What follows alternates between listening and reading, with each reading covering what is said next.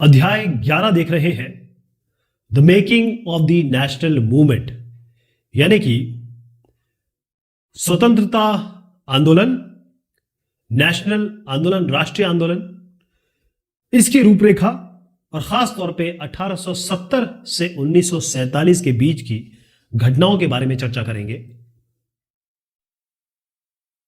पिछले बार हमने देखा कि किस तरीके से ब्रिटिश ने अलग अलग भारतीय भूभागों पे कब्जा किया और कई सारी रियासतों को अपने कब्जे में किया। कौन कौन से नए कानून वो लेके आए, जो एडमिनिस्ट्रेटिव इंस्टीट्यूशन है या ये कहें कि प्रशासनिक संस्थाएं, पीजेंट ट्राइबल यानी किसानों और आदिवासियों की जिंदगी में क्या परिवर्तन हुए, शिक्षा में क्या हुआ, औरतों की क्या सिचुएशन थी, वर्ण व्यवस्था, जाति व्यवस्था में क्या परिवर्तन हुए या क्या चैलेंजेस आए, सोशल और रिलीजियस रिफॉर्म यानी सामाजिक और धार्मिक आधार पर क्या परिवर्तन आए या उसमें क्या सुधार आए, 1857 का जो रिवोल्ट हुआ जिसने आज़ादी की नींव रखी थी और उसके बाद क्या होता है, कैसे हमारी हस्तकला खत्म होती है और उद्योग इंडस्ट्रीज बढ़ती हैं। यहां पर एक चित्र आपको दिखाने की कोशिश की गई है, वो है ब्रिटिश रूल जब हिंदुस्तान में था। और क्योंकि हम कांग्रेस की बहुत ज़्यादा बात करने वाले हैं, ये कांग्रेस है या कांग्रेस के लोग हैं जिन्होंने हिंदुस्तान की स्वतंत्रता आंदोलन से शुरुआत की और उसके बाद स्वतंत्रता के बाद भी इस देश को इस हालत में कि अब हम बहुत अच्छे अच्छे सुपर पावर्स के सामने खड़े हैं और बराबरी में खड़े हैं, उनको बनाने में इनका बड़ा योगदान है। सभी लोगों को सलाम है। हाँ, एक चित्र आपको जरूर दिखाऊंगा, इससे आपको एक आधार बनाने में बड़ा कहें आसानी होगी कि ये धुआं जो आप देख रहे हैं ये आंसू गैस का है। यहां पर ये बाशिंदे, ये लोग जो आपको दिखते हैं, ये क्विट इंडिया मूवमेंट यानी कि अंग्रेजों भारत छोड़ो उसके लिए आंदोलन कर रहे हैं, संघर्ष कर रहे हैं। तो सबसे बड़ा सवाल, आप किस देश के हैं? और अगर आप एक देश के हैं तो आपके पास क्या होना चाहिए, क्या आपकी जिम्मेदारियां हैं, क्या आपकी ड्यूटीज हैं, क्या रिस्पॉन्सिबिलिटीज हैं और क्या अधिकार आपको मिलने चाहिए? मतलब क्या आपका कर्ज है, क्या फर्ज है? हिंदुस्तान, इंडिया किन लोगों का है या किन लोगों का था उस जमाने में? तो इंडिया कोई भी इस जमीन में जो पैदा हुआ है या इस मिट्टी को जिसने अपना माना है, यहां की मिट्टी पे जो पला बड़ा है, चाहे किसी भी क्लास का हो, किसी भी स्तर का हो, किसी भी रंग का हो, किसी भी वर्ग का हो, किसी भी क्रीड का हो, जिसमें हम बहुत सारी क्रीड की बात करते हैं, वर्ग इसमें आ जाते हैं, किसी भी भाषा का हो, किसी भी लिंग का हो, चाहे औरत हो, मर्द हो, चाहे वो ट्रांसजेंडर हो। तो एक देश का नाम या देश के साथ इंसान को जब हम जोड़ते हैं तो इसका मतलब है यहां के जितने भी संसाधन यानी कि रिसोर्सेज हैं या जो भी सिस्टम्स हैं वो सारे किसके होने चाहिए? वो यहां के लोगों के लिए यानी कि इंडियंस के लिए होने चाहिए। ठीक बात है, ये तो सब नॉर्मल एक अंडरस्टैंडिंग है। लेकिन बात यह है कि जब तक ब्रिटिश यहां पर है तो ना तो रिसोर्सेज और ना ही यहाँ के सिस्टम, ना ही संसाधन, ना ही यहाँ के रिसोर्सेज। अब रिसोर्सेज को अगर मैं बताऊं तो रिसोर्सेज कौन कौन से हो सकते हैं? नॉन रिन्यूएबल हो सकते हैं, रिन्यूएबल हो सकते हैं, यानी कि ऐसे जिनको दोबारा आ जाएंगे, ऐसे जो दोबारा नहीं आ पाएंगे। तो अंग्रेजों ने अगर खनिज यानी कि मिनरल्स खत्म कर दिए, क्रूड ऑयल खत्म कर दिया जिससे हम तेल वगैरह बनाते हैं और डीजल ऑयल वगैरह बनाते हैं, या वन के संसाधन खत्म कर दिए, वाइल्ड लाइफ खत्म कर दी, अगर ये सब चीजें हमारे पास नहीं आई, इंडियंस इसका उपभोग नहीं कर सकते हैं, इंडियंस इसके लिए बाद मतलब उनको बिल्कुल बाउंड्री में रखा गया है कि आप इसका उपयोग नहीं कर सकते हैं, तब क्या होगा? ऐसा हुआ। तो ये जो चेतना थी, ये जो कॉन्शियसनेस थी, ये इसी कॉन्शियसनेस ने, यही जो चेतना लोगों में उभरी, उसी के बाद 1800, अगर आपको मैं जो समय बता रहा हूं, आपको पता है 1857 में क्या हुआ था।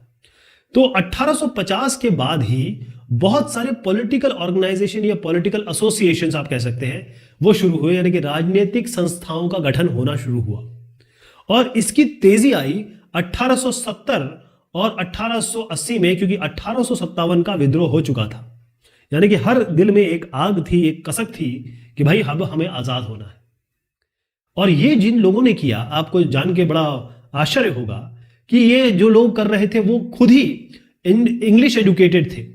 इंग्लिश एजुकेटेड यानी कि वो अंग्रेजी भाषा में पढ़े हुए प्रोफेशनल्स थे, जिसमें खास तौर पे लॉयर थे, यानी बैरिस्टर जिनको हम वकील कहते हैं आज, वो थे। तो आप ये कहेंगे ये लोग थे तो फिर कैसी बात हो गई? देखिए, जब आप किसी से बात करना चाहते हो, ये तमिल बात करता है, तो अगर आप भी तमिल बात करेंगे तो आप समझ पाएंगे ना इनको। अगर ये तमिल बात कर रहे हैं, आप केवल हिंदी जानते हैं, तमिल नहीं जानते, तो आप कैसे समझ पाएंगे? तो हिंदुस्तानी जब ये अंग्रेजी जान गया और समझदार हो गया, पढ़ लिख गया, तभी तो उसको समझ में आया कि यार ये तो हमारे संसाधन सारे खत्म कर जाएंगे, हमको तो इन्होंने गुलाम बना के रखा है, हमें बहुत सारे अधिकार जो जो हमें नॉर्मली मिलने चाहिए एज ए इंडियन, वो तो हमें मिल ही नहीं रहे हैं। तो बहुत सारे ऐसे अलग अलग एसोसिएशंस बनाए गए, जिनमें मैंने कुछ का नाम जरूर लूंगा, जिसको यहां भी आपको दर्शाऊंगा, जिसमें है पूना सार्वजनिक सभा, हिंदुस्तानी एसोसिएशन यानी कि इंडियन एसोसिएशन, ऐसी मद्रास महाजन सभा, ऐसी बॉम्बे प्रेसिडेंसी एसोसिएशन, और इसमें सबसे इंपॉर्टेंट है जिसकी बात करना बहुत जरूरी है, वो है इंडियन नेशनल कांग्रेस, क्योंकि इन्होंने ये एक बहुत ही बड़ी संस्था बन गई थी या फिर पॉलिटिकल ऑर्गेनाइजेशन बन गया था, जिसने हमें स्वतंत्रता दिलाई, और उसके बाद तकरीबन 70 साल तक इन्होंने हमारे देश को जो आज हम जहां पहुंचे हैं वहां पहुंचाने में एक बहुत बड़ा योगदान दिया है। तो मैं आपको एक लिस्ट दिखाना चाहूंगा, लिस्ट से आपको पता लगेगा कि कितनी सारी ये पॉलिटिकल ऑर्गेनाइजेशन या कहें कि राष्ट्रवादी संस्थाएं बनी। तो 1839 मतलब 1857 से पहले ही बननी शुरू हो गई थी, और इसमें कई ऐसे थे जो पहले कलकत्ता से शुरू हुई, फिर सारे देश में इस तरीके से बनने लगी। मैंने इंडियन नेशनल कांग्रेस का नाम लिया था, वो आपको यहां पर दिख रही है, A.O. ह्यूम साहब इसके फाउंडर थे। अब आप देखिए A.O. ह्यूम के बारे में भी मैं आपको बताऊंगा। मुंबई में इसकी आधारशिला शुरुआत हुई थी, लेकिन अभी आपको ये भी पता चलेगा कि कहां पर यह बनी थी। इसके अलावा इंडियन नेशनल कॉन्फ्रेंस है, इंडियन एसोसिएशन है, हमने अभी भी बॉम्बे प्रेसिडेंसी एसोसिएशन की बात की, ये वाला। तो इस तरीके से तमाम, ये तो कुछ के मैंने नाम दर्शाए हैं, तमाम तरीके की संस्थाएं बनने लगी। सार्वजनिक का एक एग्जांपल ले लीजिए, जैसे पूना सार्वजनिक सभा। सार्वजनिक का मतलब क्या होता है? सर मतलब सब, जन मतलब लोग, सभी लोगों के लिए। तो इसका मतलब क्या हुआ कि ये जो एसोसिएशंस बने थे ये कहीं कहीं तक सीमित थे। जैसे कोई बॉम्बे में आ गया, किसी ने मुंबई, ये महाराष्ट्र में या ये कहीं मद्रास में शुरू कर दिया, तो आप कहेंगे तो ये लोकल संस्थाएं हो गई। ऐसा नहीं था। सबका जो मैंने कहा ना एसोसिएशन यानी कि जो चेतना थी, उसी के कारण तो सब हो रहा था। एसोसिएशन कैसे बन गई? बेसिकली ये अपने अपनी जगह पे इन्होंने संस्था तो बनाई, लेकिन इनका जो गोल था, इनका जो ये कहें कि जो एम था, ऑब्जेक्टिव था, वो एक ही था कि भाई हिंदुस्तान को आजाद कराना है, या हिंदुस्तान को जो दिक्कतों या वहां के लोगों को जो दिक्कतों का सामना करना पड़ रहा है उससे उनको निजात दिलानी है। सबसे बड़ा इनका जो आइडिया था वो था कि हिंदुस्तान को सॉवरेन होना है। अब आप बोलेंगे सॉवरेन क्या है? सॉवरेन का मतलब होता है संप्रभु। संप्रभु का मतलब क्या है कि आप काम कर रहे हैं बगैर किसी इंटरफेरेंस के। यानी कि जब हिंदुस्तान की आप बात करें, इंडिया की बात करें, तो हिंदुस्तान के लोग ही हिंदुस्तानी लोगों को चुने, और वही चुने हुए लोग जो है इस देश को चलाएं। यानी किसी भी बाहरी ताकत, चाहे ब्रिटिश ले ले या कोई भी आप XYZ ले ले, उनका यहां पर कोई भी इंटरफेरेंस ना हो, और ये संप्रभुता थी, यही सबका एक मेन एम था। यहीं से राष्ट्रवाद की बात आती है, नेशनलिज्म की बात करती है। नेशनलिज्म का मतलब होता है अपने देश से प्यार, अपने देश के लिए कुछ ना कुछ कर गुजरने की क्षमता। यानी अगर आप एक टेम्पो ट्रैवलर चलाते हैं तो आप लोगों को सही डेस्टिनेशन पे पहुंचा दें, ये आपकी देशभक्ति है। अगर आप देख रहे हैं कि कहीं कोई पेड़ है वो कट रहा है तो उसको बचाएं, अगर वो उसकी बहुत लाजमी नहीं है, ये आपकी देशभक्ति है। अगर आप कंप्यूटर साइंस इंजीनियर है तो आप सॉफ्टवेयर बनाइए, कोड बनाइए ताकि लोगों को आसानी हो, ये देशभक्ति है। देशभक्ति यही होती है। असली देशभक्ति ये है कि जिस काम के लिए आप आए हैं, जो आपने पढ़ाई लिखी की है, उसको पूरे निष्ठा से करें, देश अपने आप सब आगे बढ़ेगा। तो बेसिकली ये था कि जितने भी अफेयर्स हैं, हिंदुस्तान के जितने भी मामले हैं, उनको करने की शक्ति और उनको करने की पावर यानी कि सत्ता और अधिकार हिंदुस्तानियों के पास होना चाहिए, ये सबकी सोच थी। जैसे मैंने आपको बताया 1870 और 1880 इसी के दरमियान बहुत सारे पॉलिटिकल ऑर्गेनाइजेशन बने, और जो डिससेटिस्फैक्शन था, असंतोष था ब्रिटिश के प्रति, ये बहुत ज्यादा हो गया। अब इसके कारण क्या थे? सिलसिलेवार तरीके से देखिएगा। सबसे पहला है आर्म्स एक्ट। इसमें एक आर्म्स एक्ट 1878 पे पास हुआ। 1878 क्यों? इसमें क्या कहा गया? देखिए, अब अगर आप एक सरदार जी को लीजिए, इनके 5 के होते हैं, इसमें एक कृपाण होता है ना, ये रखते हैं क्योंकि ये इनके धर्म में है। अगर आप कह दें कि कृपाण ना रखो तो ये बोलेंगे अच्छा ये क्या बात हुई भाई। लोग तलवार रखते हैं, लोग बंदूक रखते हैं अपनी सेफ्टी के लिए, कोई जानवर आ जाए, कुछ आ जाए। तो सबके पास आर्म्स होते थे, हिंदुस्तानियों के पास तो पहले भी होते थे। अंग्रेजों ने कहा कि भाई अब हिंदुस्तानी आर्म नहीं रख सकते, कोई भी जैसे बंदूक हो गई या रिवॉल्वर हो गई या तलवार हो गई, वो नहीं रख सकते। अरे ये क्या बात हुई? ये पहली चीज इन्होंने की अंग्रेजों ने। उसी साल 1878 में ही इन्होंने एक और एक्ट पास कर दिया, एक और कानून पारित कर दिया, जिसको कहा गया वर्नैकुलर प्रेस एक्ट। इसका मतलब ये था, देखिए ये और गंभीर, मान लीजिए मैं हूं और मैं आपकी बुराई करता हूं और आप मेरा मुंह तोड़ दीजिए या मुझे मार दीजिए। ये कहां का लॉ है, कहां की समझदारी है? अगर आपको मेरी बात बुरी लगती है तो आप अपनी बात रखिए, पक्ष रखिए और मुझे समझाइए। मारपीट या किसी को पकड़ लेना, जकड़ लेना, ये तो कोई किसी भी चीज का सोल्यूशन कभी भी नहीं हुआ है ना? इन्होंने भी यही किया। इन्होंने ये कहा कि हम हैं भाई अंग्रेज यानी ब्रिटिश, आप हो इंडियन। अगर आपने प्रेस लगाई यानी कि आप न्यूज़पेपर छापते हैं या मैगजीन छापते हैं या और भी कोई आर्टिकल छापते हैं या केवल एक पेपर ही छापते हैं जिसे हम फ्लायर्स कहते हैं, और अगर इसमें आपने हमारे विरुद्ध कुछ बात की, हमारे अगेंस्ट कोई बात की, अगर आपने बात की, तो मैंने आप जी को जो एग्जांपल दिया वो थोड़ा गंभीर दे दिया था, लेकिन इन्होंने उसी तरीके की बात की थोड़ा ऐसे शब्दों में कि ऐसा है अगर आप ये करने वाले हैं ना तो हम आपको पकड़ के ले जाएंगे, और दूसरा यह है कि आपकी जितनी भी संपत्ति है, जितनी भी प्रॉपर्टी है, हम सब कब्जे में ले लेंगे। और दूसरा आपका जो प्रेस है, क्योंकि उस जमाने में सोचिए प्रिंटिंग प्रेस मतलब ये होता था कि बहुत बड़ी बात, 1990 तक भी प्रेस, किसी का प्रिंटिंग प्रेस होना बहुत बड़ी बात होती थी। उस जमाने में तो भाई सबसे अमीर आदमी ही लगा पाता था। कहा कि अगर आपने किया तो हम आपका सारा प्रिंटिंग प्रेस कब्जे में कर लेंगे। भाई एक ही तो तरीका है कि आप अपनी बात कह सकें, और आप उसमें भी आप रोक लगा दे रहे हैं या फिर कानून पास कर दे रहे हैं कि आपकी सारी चीज ले ली जाएगी। तो ये दूसरा दुख का कारण था, ये असंतोष का कारण था। उसके बाद तीसरी चीज जरा देखिएगा क्या हुआ 1883 के बाद। देखिए मैंने दो बता दिया आपको, ठीक है, एक आपको आर्म्स एक्ट बता दिया, एक आपको वर्नाकुलर प्रेस एक्ट बता दिया, तीसरे पे आ रहे हैं। 1883 में एक इल्बर्ट बिल आया। इल्बर्ट बिल हिंदुस्तानियों के फायदे में था। कैसे समझिए, पहले क्या होता था कि ये है ब्रिटिश जज। कौन है? ब्रिटिश जज। ये है इंडियन जज, ठीक है। ब्रिटिश जज के सामने चाहे इंडियन आ जाए, चाहे कोई यूरोपियन आ जाए, यानी कि अंग्रेज आ जाए, वो इनके लिए फैसला ले सकता था, इनको सजा दे सकता था, जो भी इनके कोर्ट में जो कार्रवाई चलती है। इंडियन जज के साथ ये था कि इंडियन जज केवल हिंदुस्तानियों के केसेस में या फिर कोई कोर्ट ऑफ लॉ में इनके लिए ही कुछ फैसला ले सकता है। हिंदुस्तानी जज कभी भी ब्रिटिश के लिए, सॉरी ये हो गया इंडियन, तो ये हो गया ना, इनके लिए नहीं ले सकता। मतलब इंडियन जज ब्रिटिश इनके लिए कोई फैसला नहीं ले सकता, इनके सामने पेश ही नहीं होंगे। लेकिन जो ब्रिटिश जज है वो हिंदुस्तानी के लिए भी फैसला ले सकता है, ब्रिटिश के लिए भी फैसला ले सकता है। तो इल्बर्ट लॉ में ये किया, थोड़ा फायदे का था ये हमारे लिए। इन्होंने कहा कि जो इंडियन जज है इसमें जरा आप ये जो ब्रिटिश है इनको लाइए और हिंदुस्तानी को बुलाइए। फिर से समझिएगा कि अब इल्बर्ट लॉ में कहा गया कि इंडियन जज जो है ये इनके सामने ब्रिटिश आ जाए या कोई भी यूरोपियन आ जाए उनका फैसला ले सकता है, उनको सजा दे सकता है, और इंडियन अगर कोई आ जाए, हिंदुस्तानी आदमी आ जाए तो उनका भी फैसला ले सकता है। ठीक, ये जो बात आई ना, तो जो ब्रिटिशर्स थे वो बिल्कुल खिलाफ हो गए इस इल्बर्ट बिल के। इन्होंने कहा ये क्या बात हुई भाई, सबने उनका विरोध किया। सबने कहा, मतलब यूरोपियन लोगों ने, कि भाई ये तो गलत है। उन्होंने व्हाइट अपोजिशन, मतलब गोरे लोगों ने जबरदस्त इसका विरोध किया और विरोध से सरकार पीछे हट गई। तो इल्बर्ट जो बिल है वो वापस ले लिया गया। अब जब इल्बर्ट बिल वापस ले लिया तो हिंदुस्तानियों को दिक्कत हुई। बोले ये क्या बात हुई भाई, एक काम तो किया तो आप लोगों ने हमारे लिए, और वो भी वापस ले लिया केवल इसलिए क्योंकि गोरे कह रहे, क्योंकि गोरे तो नहीं चाहेंगे कभी भी ना कि हिंदुस्तानी जज को नीचे आए। और हिंदुस्तानी जज, जब आपने बराबरी का हक दिया है, एक जज है, एक कानून की पढ़ाई करके आया, दूसरा भी कानून की पढ़ाई करके आया, और आप दोनों को अलग अलग कर रहे हैं कि भाई गोरों के सामने केवल गोरे ही जाएंगे, हिंदुस्तानी के सामने केवल हिंदुस्तानी रहेंगे, और गोरा हिंदुस्तानियों के लिए फैसला ले सकता है। तो गुस्सा आ गया इनको, हिंदुस्तानियों को। आप समझ गए, 3 कारण थे बड़े बड़े ये वाले, राइट। तो यहां पर ये जो असंतोष फैला हुआ, ये 3 कारण आप समझ गए होंगे। तो अब क्या हुआ कि जब ये 3 कारण हुए तो छोटी छोटी जगह पे जो संस्थाएं खुली थी वो तो ठीक थी, लेकिन अब ये था कि ये पूरा हिंदुस्तान है भाई।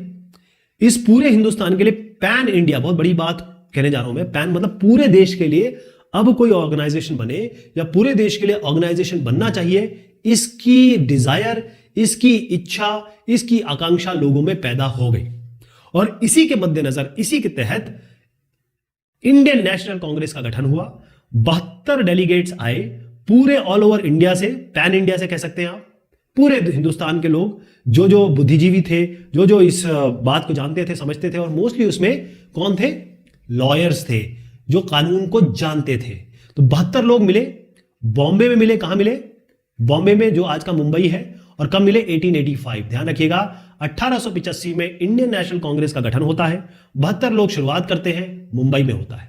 जो शुरुआती लोग थे उसमें ये जो साहब देख रहे हैं, इनका नाम है दादा भाई नौरोजी। क्या नाम है?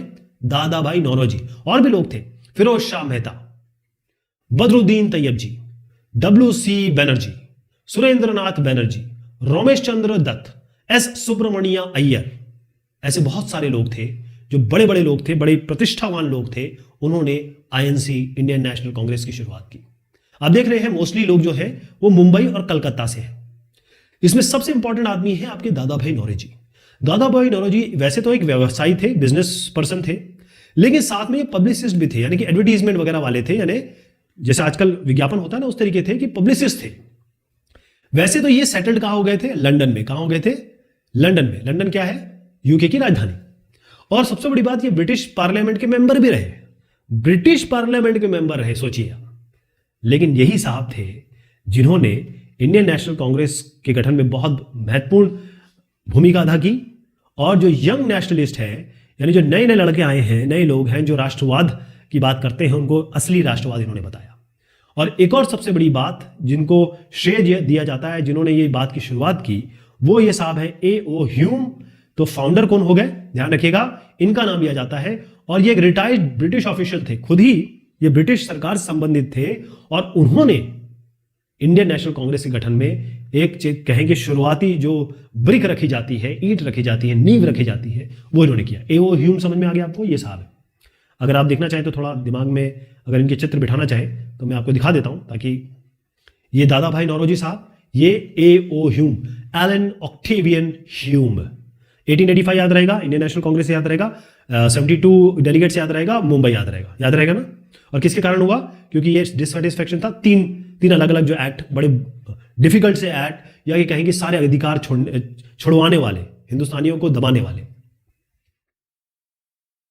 A nation in the making, कैसे एक राष्ट्र का उदय होने लगा।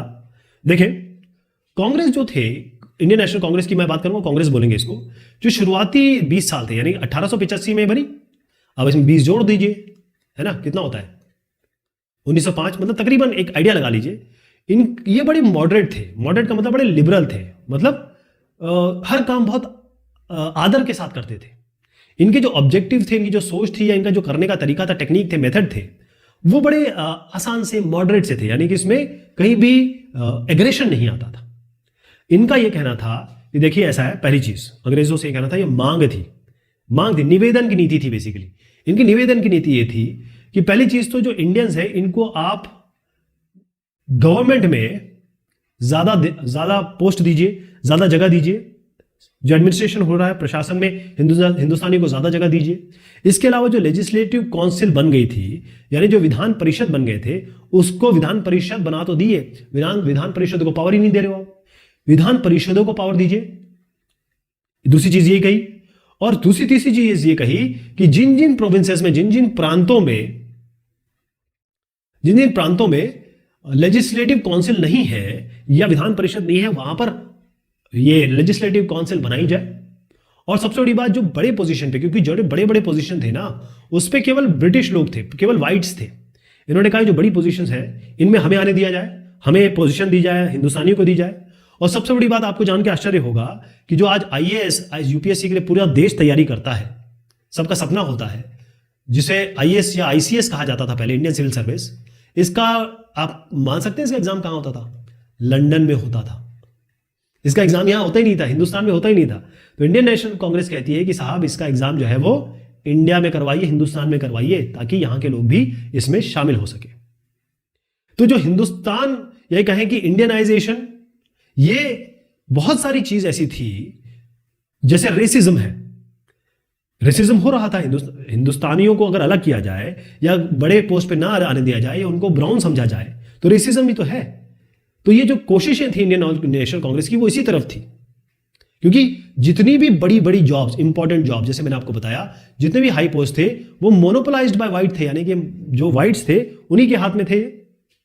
क्योंकि ब्रिटिश ये मानते थे कि भाई जो इंडियंस हैं, इनको बड़ी पोजीशन दी ही नहीं जा सकती, इनको कोई भी रिस्पॉन्सिबिलिटी का काम, इनको कोई भी जिम्मेदारी का काम दिया ही नहीं जा सकता। किनको? हिंदुस्तानियों को, ऐसा उनका मानना था। लेकिन हो क्या रहा था, अब आप देखिए। होता यह था कि एक ब्रिटिश ऑफिसर बड़ी पोजीशन पे है। आपको मैंने बताया था कि कितने सारे वॉइस रॉय और जनरल और जितने भी पहले रहे वो कितना कितना पैसे लेके गए, मतलब लाखों, आज के हिसाब से करोड़ों के अमाउंट में यहां से लेके चले गए या फिर अपने घर भेज दिया। तो बहुत सारे ऐसे लोग थे जो बड़ी बड़ी पोजीशन पे थे, वो अपनी जो सैलरी मिलती थी उसका बहुत बड़ा हिस्सा लंदन कहे, यूके कह दे, ब्रिटेन भेज देते थे, यूके भेज देते थे, सारा पैसा वहीं जा रहा है। तो एक तरीके से हमारा मनी ड्रेन हो रहा है ना, हिंदुस्तान का, इंडिया का पैसा यहां जा रहा है। तो भाई अगर आप हिंदुस्तानियों को जॉब देंगे, हिंदुस्तानियों को काम देंगे, या यहां इस पोजीशन पे लोग आएंगे जो हिंदुस्तानी होंगे, तो पैसा इंडिया में रह जाएगा, क्योंकि सारा पैसा तो आप वहां भेज रहे हो। ओके, एक और इंडियन नेशनल कांग्रेस की एक और जबरदस्त मांग थी कि जो जुडिशरी है, यानी हमारी जो न्यायपालिका है और जो हमारी कार्यपालिका है, एग्जीक्यूटिव और न्यायपालिका, क्योंकि आज हमारे पास तीनों अलग अलग है, न्यायपालिका, कार्यपालिका, विधायिका, लेजिस्लेटिव भी आता है इसमें, लेजिस्लेशन जहां कानून बनते हैं। तो न्यायपालिका, कार्यपालिका, जिसे हम कहेंगे जुडिशरी, और जो एग्जीक्यूटिव है, इनको बिल्कुल अलग अलग कर दिया जाए। और जो आर्म्स एक्ट आपने पास किया है वो बिल्कुल आप खत्म करें, और हिंदुस्तानियों को, इंडियंस को फ्रीडम दे, अधिकार दे, ताकि वो बोल सके स्पीच, क्योंकि वर्नाकुलर एक्ट में तो यही था कि आप कुछ भी लिख नहीं सकते सरकार के खिलाफ, वरना आप अंदर चले जाओगे। तो फ्रीडम दिया जाए स्पीच के लिए और एक्सप्रेशन के लिए, अभिव्यक्ति की आजादी दी जाए, बोलने की स्वतंत्रता दी जाए। रिपील का मतलब ये होता है कि कोई कानून बना दिया गया तो उसको वापस कर लिया जाए। जैसे आजकल क्या चल रहा है, जो कृषि कानून है, 3 कानून लाए गए हैं और बहुत सारे हिंदुस्तान के किसान इसके खिलाफ बोल रहे हैं। तो क्या होता है कि अगर इसको रिपील कर दिया जाए और फिर इस पर दोबारा विचाराधीन करके, इस पर लोगों से राय लेके, मशवरा करके दोबारा इसको लागू कर दिया जाए तो कोई दिक्कत लगती नहीं है। लेकिन ये तो खैर सरकार का मैटर। मैं एक बात बता रहा हूं कि रिपील करने का मतलब इन तीनों कानून को अगर वापस ले लिया जाए तो वो रिपील कहलाएगा। तो जो पहले की कांग्रेस थी, इन्होंने इकोनॉमिक इश्यूज भी उठाए। इन्होंने ये कहा कि जो ब्रिटिश रूल है, यही इसी ने हिंदुस्तान को पॉवर्टी या क्या गरीबी और फेमाइन, जो बार बार अकाल पड़ रहे हैं, उसके कारण, उसका कारण ये ब्रिटिश रूल ही है। बेसिकली क्या है कि इन्होंने इतना ज्यादा लैंड रेवेन्यू लगा दिया या कर लगा दिया, लगान लगा दिया, चाहे वो पीजेंट हो या फार्मर हो या फिर जमींदार हो जिनके पास जमीन है। और ये क्या कर रहे हैं, जितना भी ग्रेन हो रहा है, जितना भी खाद्यान्न हो रहा है, इसको ये यूरोप भेज दे रहे हैं। अब जब खाद्यान्न यूरोप में भेज देंगे तो यहां के लोग क्या खाएंगे, इंडियंस क्या खाएंगे, व्हाट विल दे ईट। तो इन्होंने सीधा कहा, इंडियन नेशनल कांग्रेस ने, पहले तो आप ये जो रेवेन्यू लगा रहे हैं इसको कम करिए, यानी कि जो कर लगा रहे हैं, जो आपका मिलिट्री एक्सपेंडिचर, यानी आर्मी में इतना ज्यादा एक्सपेंडिचर आपका जो शुरू हो गया, इसको बंद करिए। और जो इरिगेशन है, यानी सिंचाई की व्यवस्था, क्योंकि उस जमाने में बहुत जबरदस्त तरीके से आप समझिए परेशानी ये थी कि हर आदमी, चाहे किसान हो, चाहे बाकी लोग, सब मानसून पर डिपेंडेंट थे। मानसून नहीं तो कुछ नहीं, तो इरिगेशन में पैसा लगाया जाए, इन्होंने ये कहा। और सबसे बड़ी बात कि जो सॉल्ट टैक्स, अब आप बताइए, नमक पे कानून लगा दिया इन्होंने, नमक कानून को ये वापस कीजिए पहले तो आप, कि नमक पे आप टैक्स लगा रहे हैं। और जो इंडियन लेबर बेचारे बाहर जाते हैं, उनके साथ जो बड़ा दुर्व्यवहार होता है, उसको खत्म किया जाए। जो फॉरेस्ट ड्वेलर्स हैं, यानी जो आदिवासी लोग हैं, ट्राइबल हैं, उनके आपने अधिकार छीन लिए हैं, उसको आप ठीक करिए। तो आप ये देखिए, यहां पर ये लग रहा है कि जो इंडियन नेशनल कांग्रेस है, जिसको इलीट संस्था मानी जाती थी, जिसमें केवल बड़े बड़े लॉयर्स थे, वो सारी प्रॉब्लम उठा रहे थे। आपने देखा कितनी सारी प्रॉब्लम उठा रहे थे, यानी केवल ये बड़ों की नहीं, सारे छोटे मझोले हर तरीके के लोगों की बात उठा रही थी। ओके, तो जो मॉडरेट तरीका था ना, मॉडरेट का मतलब ये होता है कि थोड़ा सा लिबरल टाइप। तो मॉडरेट लोगों का ये था कि भाई ये हम जो ये सब मांग उठा रहे हैं, इससे ब्रिटिश रूल के खिलाफ या ब्रिटिश रूल की बात पता चलेगी लोगों की कि ब्रिटिश रूल कितना अनजस्ट है या अन्याय से भरपूर है। ओके, इन्होंने क्या किया, न्यूज़पेपर, इन्होंने आर्टिकल, इन्होंने ये दिखाने की कोशिश की किस तरीके से ब्रिटिश ने हमारे देश को रूइन कर दिया है या बिल्कुल तबाह बर्बाद कर दिया है। तो ये अपने स्पीचेस में या ये कहें अपना भाषण में जरूर कहते थे, ब्रिटिश की क्रिटिसिज्म करते थे, आलोचना करते थे। इन्होंने क्या किया, पूरे देश भर में अलग अलग प्रांतों में अपने रिप्रेजेंटेटिव भेजे कि आप यहां जाओ, आप यहां जाओ, आप यहां जाओ, ताकि एक पब्लिक ओपिनियन बन सके, लोगों के बीच में एक बात पहुंचाई जा सके कि भैया ब्रिटिश रूल में यही तकलीफें हैं, आपको हमारे साथ खड़ा होना है। राइट, क्योंकि जो फ्रीडम है और जो जस्टिस है वो तभी आएगी जब ब्रिटिश को हम किसी तरीके से पीछे करेंगे। जब तक वो हमारी डिमांड नहीं मांगते, हमारी डिमांड बहुत जरूरी है। तो ये सब इन्होंने कहा कि इन्होंने इंडियन नेशनल कांग्रेस ने। Freedom is birth right. हमने देखा कि जो कांग्रेस थी वो उसमें कई लोग मॉडरेट थे, यानी निवेदन की नीति पर वो काम करते थे कि भाई ये कर दीजिए, ये नहीं होना चाहिए, वो कर दीजिए। लेकिन कुछ उसके बाद ऐसे लोग आए या ऐसी सोच आई, 1890 पे ले जाता हूं पहले मैं आपको। यहां पर क्या हुआ, कई सारे इंडियन, जो इंडियन नेशनल कांग्रेस का जो स्टाइल था या उनकी टेक्निक थी या कहीं उनका जो मेथड था, जो तरीका था, उस पर सवाल उठाने लगे थे, क्वेश्चन करने लगे थे कि भाई ये किस तरीके की आपका निवेदन की नीति है कि आप मांग कर रहे हो और पोलाइटली मांग कर रहे हो। तो इसमें मैं कुछ लीडर्स के नाम लूंगा, आप देखेंगे। ये है बिपिन चंद्र पाल साहब, ये है बंगाल के थे ये। महाराष्ट्र से हैं आपके, एमएस कर देता हूं, महाराष्ट्र से बाल गंगाधर तिलक साहब। ऐसे ही लाला लाजपत राय साहब, ये थे पंजाब से। अब ऐसे लोग और भी इनके साथ जो लोग थे, उनका यह था कि हम आमूल परिवर्तनवादी लोग हैं, यानी कि इनका सोच बड़ी रेडिकल थी, रेडिकल ऑब्जेक्टिव्स या तरीका ये अपनाना चाहते थे। आमूल परिवर्तनवादी ये लोग थे, यानी कि पूरी तरीके से परिवर्तन चाहते थे। उन्होंने ये कहा, उन्होंने बल्कि इन लोगों को क्रिटिसाइज किया कि ये क्या है, पॉलिटिक्स ऑफ प्रेयर। इसका मतलब होता है निवेदन की नीति, कि हाथ जोड़ के आप उनसे मांग कर रहे हो। उन्होंने ये कहा कि हमें, इन लोगों ने कहा कि भाई हमें सेल्फ रिलायंट होना चाहिए, जैसे आत्मनिर्भर आज कई लोग कहते हैं, हमारे नेता भी कहते हैं आत्मनिर्भर बनिए, तो सेल्फ रिलायंट या सेल्फ रिलायंस की बात करते हैं कि खुद अपने ऊपर निर्भर रहिए। और कंस्ट्रक्टिव वर्क, यानी ऐसे काम जो आज तक नहीं हुए हो और हमें करने पड़ेंगे खुद ही। तो यहां पर इन्होंने ये बात कही कि हमें बस ब्रिटिश अच्छे हैं, ब्रिटिश ऑफिसर्स अच्छे हैं, ब्रिटिश राज अच्छा है, या ये कहें कि इनके अच्छे इंटेंशन है गवर्नमेंट के, ये कर देंगे, इस तरीके से नहीं रहना। हमको स्वराज के लिए लड़ाई करनी है, फाइट करनी है, हमें इसके लिए लड़ना पड़ेगा। People must fight for Swaraj. तो तिलक साहब यहां जो आप देख रहे हैं, इन्होंने एक स्लोगन उठाया जो लोगों ने बिल्कुल अपने कंधों पे बिठाया और कहना शुरू किया, freedom is my birth right and I shall have it.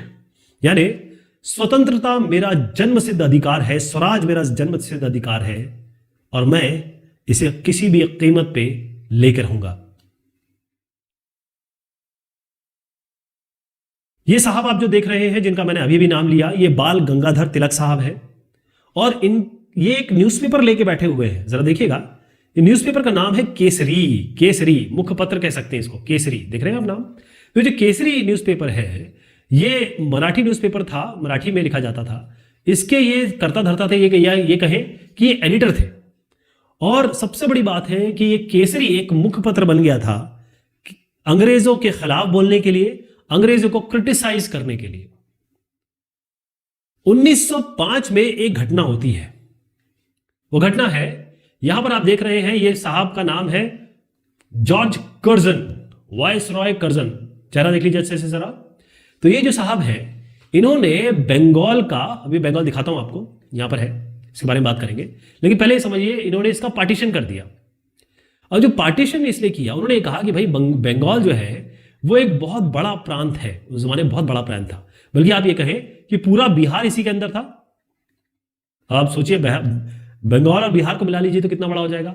और उड़ीसा, नीचे से उड़ीसा के भी कई जो पार्ट्स थे वो इसी में थे। तो अंग्रेजों ने कहा, देखिए साहब, ये जो प्रशासनिक सुविधा है, एडमिनिस्ट्रेटिव कन्वीनियंस, इस हिसाब से हम इसको, हमारा पार्टीशन करना जायज बनता है, इसलिए हम इसका विभाजन कर रहे हैं। लेकिन असली बात यह थी कि जो ब्रिटिश ऑफिशियल्स हैं और जो बिजनेस पर्सन हैं, यानी ये लोग ब्रिटिश ऑफिशियल्स और साथ में जो ट्रेडर्स हैं या फिर जो बड़े बड़े व्यवसायी हैं, उनके बीच कुछ सांठगांठ है, या उनके बीच जो भी एक ये क्लोजली टाइड को तो हम सांठगांठ ही कहेंगे, इनके बीच में कोई ना कोई ऐसी बात है जिसके कारण ये किया गया। एक कारण और था इसका, क्या कारण था कि बंगाल के लोग आप जानते हैं समझदार होते हैं, इंटेलिजेंट होते हैं, बहुत अच्छे कल्चरल डाइवर्सिटी है वहां पर, बहुत ही शानदार लोग हैं। और वहां के जो नेतागण थे, अब आप देखिए आरएसएस की भी शुरुआत वहीं से हुई है, जितनी भी वंदे मातरम वहां से आया है, हर चीज जो हमारा राष्ट्रगान है वो सारी चीजें बंगाल से ही निकल के आई हैं। तो आप समझ रहे हैं बंगाल की क्या वैल्यू है। तो बंगाल के जो लोग थे, यानी कि जो नेता थे, अगर मान लीजिए ऐसे 4 नेता खड़े, अगर इनको तोड़ दिया जाए तभी तो कुछ काम बन सकता है। तो यही नीति इन्होंने अपनाई, इसलिए हम कहते हैं ना डिवाइड एंड रूल की नीति।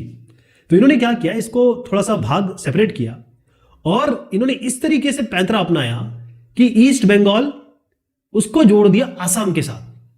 आसाम यहां था, ईस्ट बंगाल को जोड़ दिया असम के साथ, अलग नहीं किया। ऐसा नहीं किया कि भाई ईस्ट और वेस्ट बंगाल बना दिया इन्होंने। और उस जमाने में समझ लीजिएगा कि जो बांग्लादेश है आजकल का, वो हमारे साथ ही था, मतलब वो बंगाल का ही पार्ट था बेसिकली, है ना। तो बेसिकली यहां पर बताया गया है कि जो बंगाली पॉलिटिशियन थे, जो राजनेता थे, जो ये आवाज उठा रहे थे, उनके खिलाफ एक तरीका था या उनके खिलाफ एक मुहिम थी। लेकिन ये जो इन्होंने काम किया उससे लोग काफी इंफ्यूरिएटेड हो गए, काफी गुस्सा हो गए। पहले मैं इनके गुस्से पे ले जाऊंगा, लेकिन आपको एक बात बताना चाहूंगा। देखिए हुआ क्या था, ये पूरा बंगाल था, देखिए कितना बड़ा बंगाल, ये बंगाल हो गया। अब यहां पर आप देखिएगा कि इसमें ये ईस्टर्न बंगाल है, दो भाग किए इन्होंने, ये बंगाल का दो भाग किया, एक ये बंगाल रहा, ये ईस्टर्न बंगाल कर दिया, और जिसके नॉर्थ साउथ ईस्ट वेस्ट यानी उत्तर दक्षिण पूर्व पश्चिम, तो पूर्वी जो भाग है उसको जोड़ दिया इन्होंने आसाम के साथ। ये इन्होंने एक गेम खेला 1905 और 1911 का मैं पार्टीशन आपको दिखा रहा हूं। तो हुआ ये, जैसे मैंने कहा कि भाई आप पार्टीशन कर देंगे तो लोग तो नाराज होंगे ही होंगे। जब उन्होंने मांग की नहीं, आप उन पर चीजें थोपेंगे तो नाराज होंगे। सबसे बड़ी बात यह है कि ये बात होते ही कांग्रेस के कौन कौन से धड़े थे। एक तो मॉडरेट था, ठीक, निवेदन की नीति वाला, यानी जय कहें लिबरल्स कह सकते हैं उनको आप, और कुछ जो थे वो रेडिकल्स थे, जो लाल बाल पाल मैंने बात बताई आपको। ये दोनों के दोनों धड़े इंडियन नेशनल कांग्रेस के, वो सब इस विभाजन के खिलाफ थे। उन्होंने इसका विरोध किया, अपोज किया, दे अपोज्ड इट। कौन? मॉडरेट्स और रेडिकल दोनों।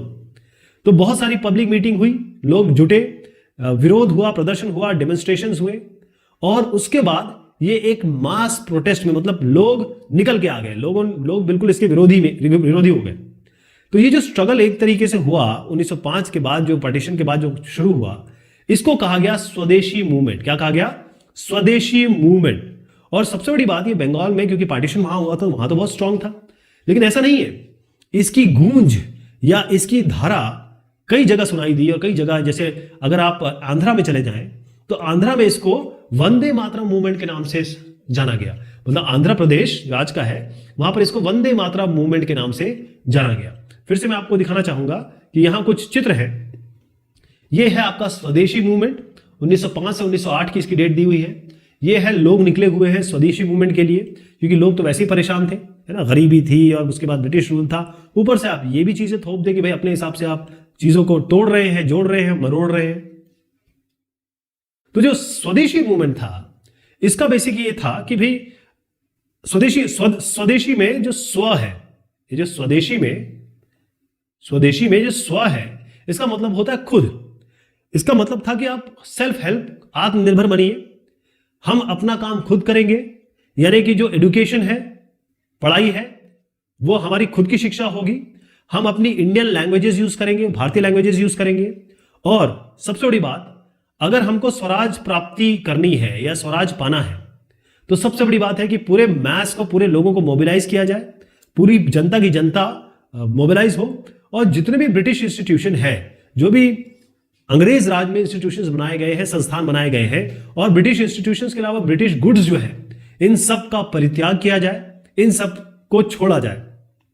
कई लोग तो ऐसे थे जो रेवोल्यूशनरी वायलेंस, यानी रेवोल्यूशनरी वायलेंस का मतलब होता है क्रांतिकारी हिंसा।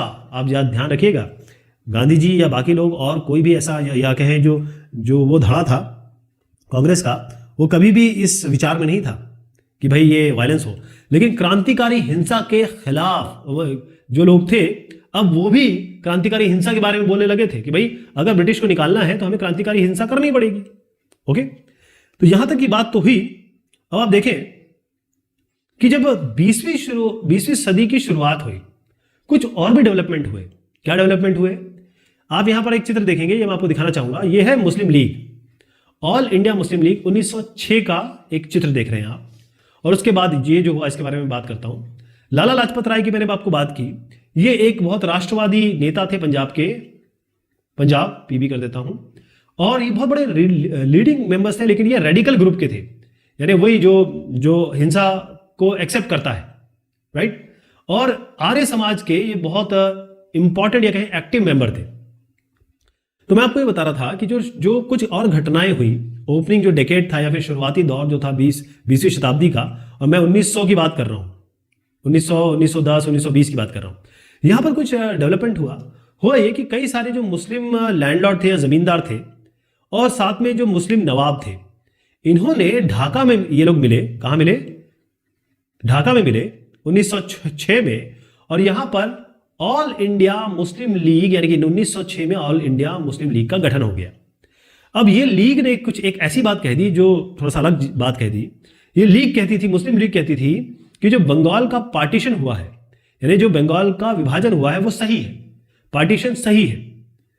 और इन्होंने ये कहा कि हमें आप अलग अलग जगह दीजिए जहां पर मुस्लिम मेजॉरिटी है, वहां पर मुस्लिम लोग वोट करेंगे मुस्लिम कैंडिडेट को, मतलब ये कैंडिडेट है तो ये भी मुस्लिम, ये वोट देने वाला है तो ये भी मुस्लिम। तो इन्होंने कहा हमें सेपरेट अलग तरीके से इलेक्टोरेट दीजिए।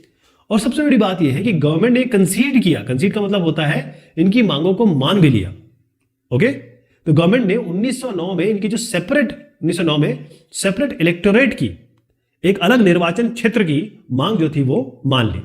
इसके अलावा जो काउंसिल्स थी, यानी जो विधान परिषद या फिर जो इलाके थे जहां पर लोग चुन के आते थे, तो कई काउंसिल जो है उसमें यहां पर मुस्लिम लीग या कहें मुस्लिम्स के लिए, केवल मुस्लिम लीग तो नहीं, वो तो पार्टी थी, मुस्लिम के लिए सीट आरक्षित कर दी कि लोग जो यहां पर लड़ेंगे वो भी मुस्लिम होंगे और इनको वोट केवल मुस्लिम करेंगे। ये एक घटना हुई। एक और घटना समझिएगा यहां पर क्या होती है, लेकिन उससे पहले मैं आपको बता दूं कि रेवोल्यूशनरी वायलेंस समझना बहुत जरूरी है, क्योंकि ये बड़े बोल्ड अक्षर में दिया है। इसका मतलब है क्रांतिकारी हिंसा, यानी अगर चेंज करना है तो क्रांति लानी पड़ेगी, उसके लिए हिंसा भी करनी पड़ेगी।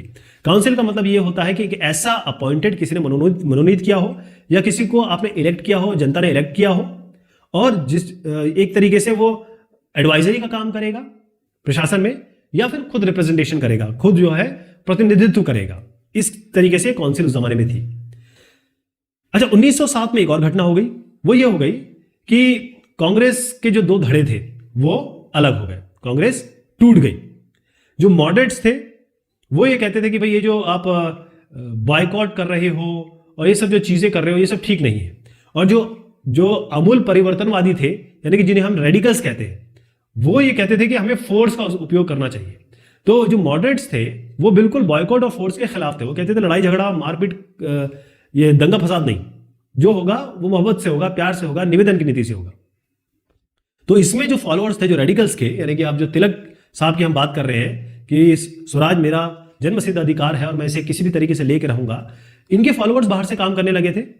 फिर उसके बाद 1905 के बाद 1915 में क्या हुआ कि ये जो मॉडरेट्स है और रेडिकल है, यानी जो दो धड़े थे, आमूल परिवर्तनवादी और जिन्हें हम लिबरल्स कहते हैं, वो दोनों मिल गए। मतलब अब जो अलग हुए थे वो साथ हो गए और 1915 में हो गए। फिर एक और चीज हुई, कांग्रेस ने क्या किया, मुस्लिम लीग के साथ एक पैक्ट साइन किया।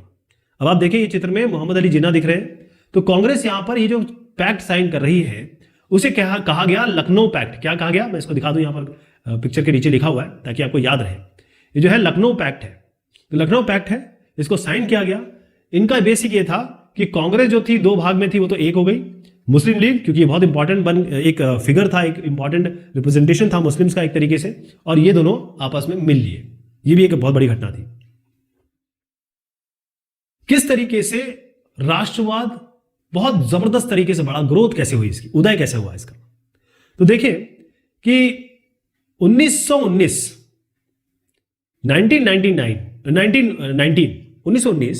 इसमें क्या था कि ब्रिटिश के खिलाफ स्ट्रगल तो चल ही रहा था, ब्रिटिश रूल के खिलाफ।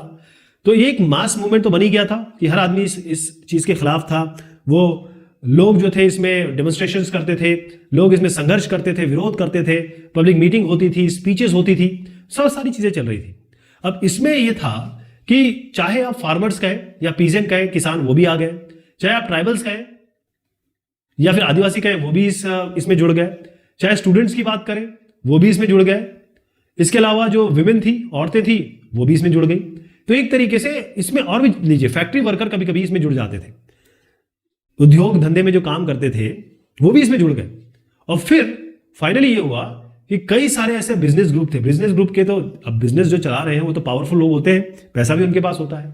इन्होंने क्या किया, सीधे के सीधे 1920 के दशक में कांग्रेस को आईएनसी को सीधा सपोर्ट करना शुरू कर दिया, सामने, मतलब पीछे से नहीं। जैसे आजकल क्या होता है, जो बड़ी बड़ी पार्टियां हैं उनको बिजनेसमैन पैसे देते हैं उनकी पार्टी फंड में, और फिर वो पार्टी वाले जब बन जाते हैं नेता तो उन्हीं के लिए काम करने लगते हैं। तो यहां इन्होंने सामने कहा कि भाई ये हम आपको सपोर्ट करते हैं। अब इस दरमियान एक और भी चीज हो रही थी। वो क्या चीज थी? विश्व में हो रही थी first world war, first world war. अब इसका भी चित्र मैं आपको दिखाऊंगा, ये आपको बिल्कुल दिमाग में बिठा लेना, हर चीज आपको पता होनी चाहिए सर, केवल एग्जाम में आंसर नहीं लिखना है। पहला जो प्रथम विश्व युद्ध हुआ वो 1914 से 1918 के दरमियान हुआ। इसी दरमियान रशियन रेवोल्यूशन भी हुआ, यानी कि जो रशियन क्रांति है, रूसी क्रांति, वो भी इसी जमाने में हुई। कैसे? देखिए, पहला जो वर्ल्ड वॉर है इसने जो इकोनॉमिक सिचुएशन है, या कहें जो हमारी वित्तीय या जो भी पैसे से रिलेटेड जो अर्थव्यवस्था है, और पॉलिटिकल सिचुएशन, राजनीतिक व्यवस्था को बिल्कुल चेंज कर दिया। पहली चीज तो ये है, जब फर्स्ट वर्ल्ड वॉर हो गया तो ब्रिटिशर्स को समझ में आ गया कि हमको भाई और आर्मी खड़ी करनी पड़ेगी।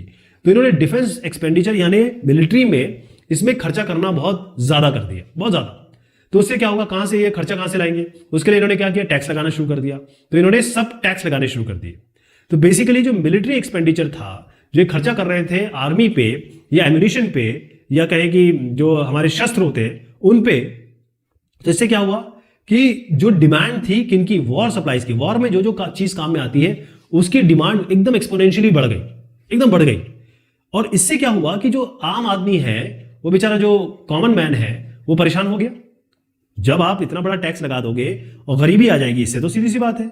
लेकिन जो वॉर से रिलेटेड बिजनेस थे, जैसे मैंने कहा ना बिजनेस ग्रुप, तो जो वॉर से रिलेटेड बिजनेस थे, जैसे अब जूट बैग की, जिसे हम बोरा कहते हैं, जूट बॉय बैग, इसकी मांग हो गई, कपड़ों की मांग बढ़ गई, ऐसे जो रेल्स हैं उनकी मांग बढ़ गई।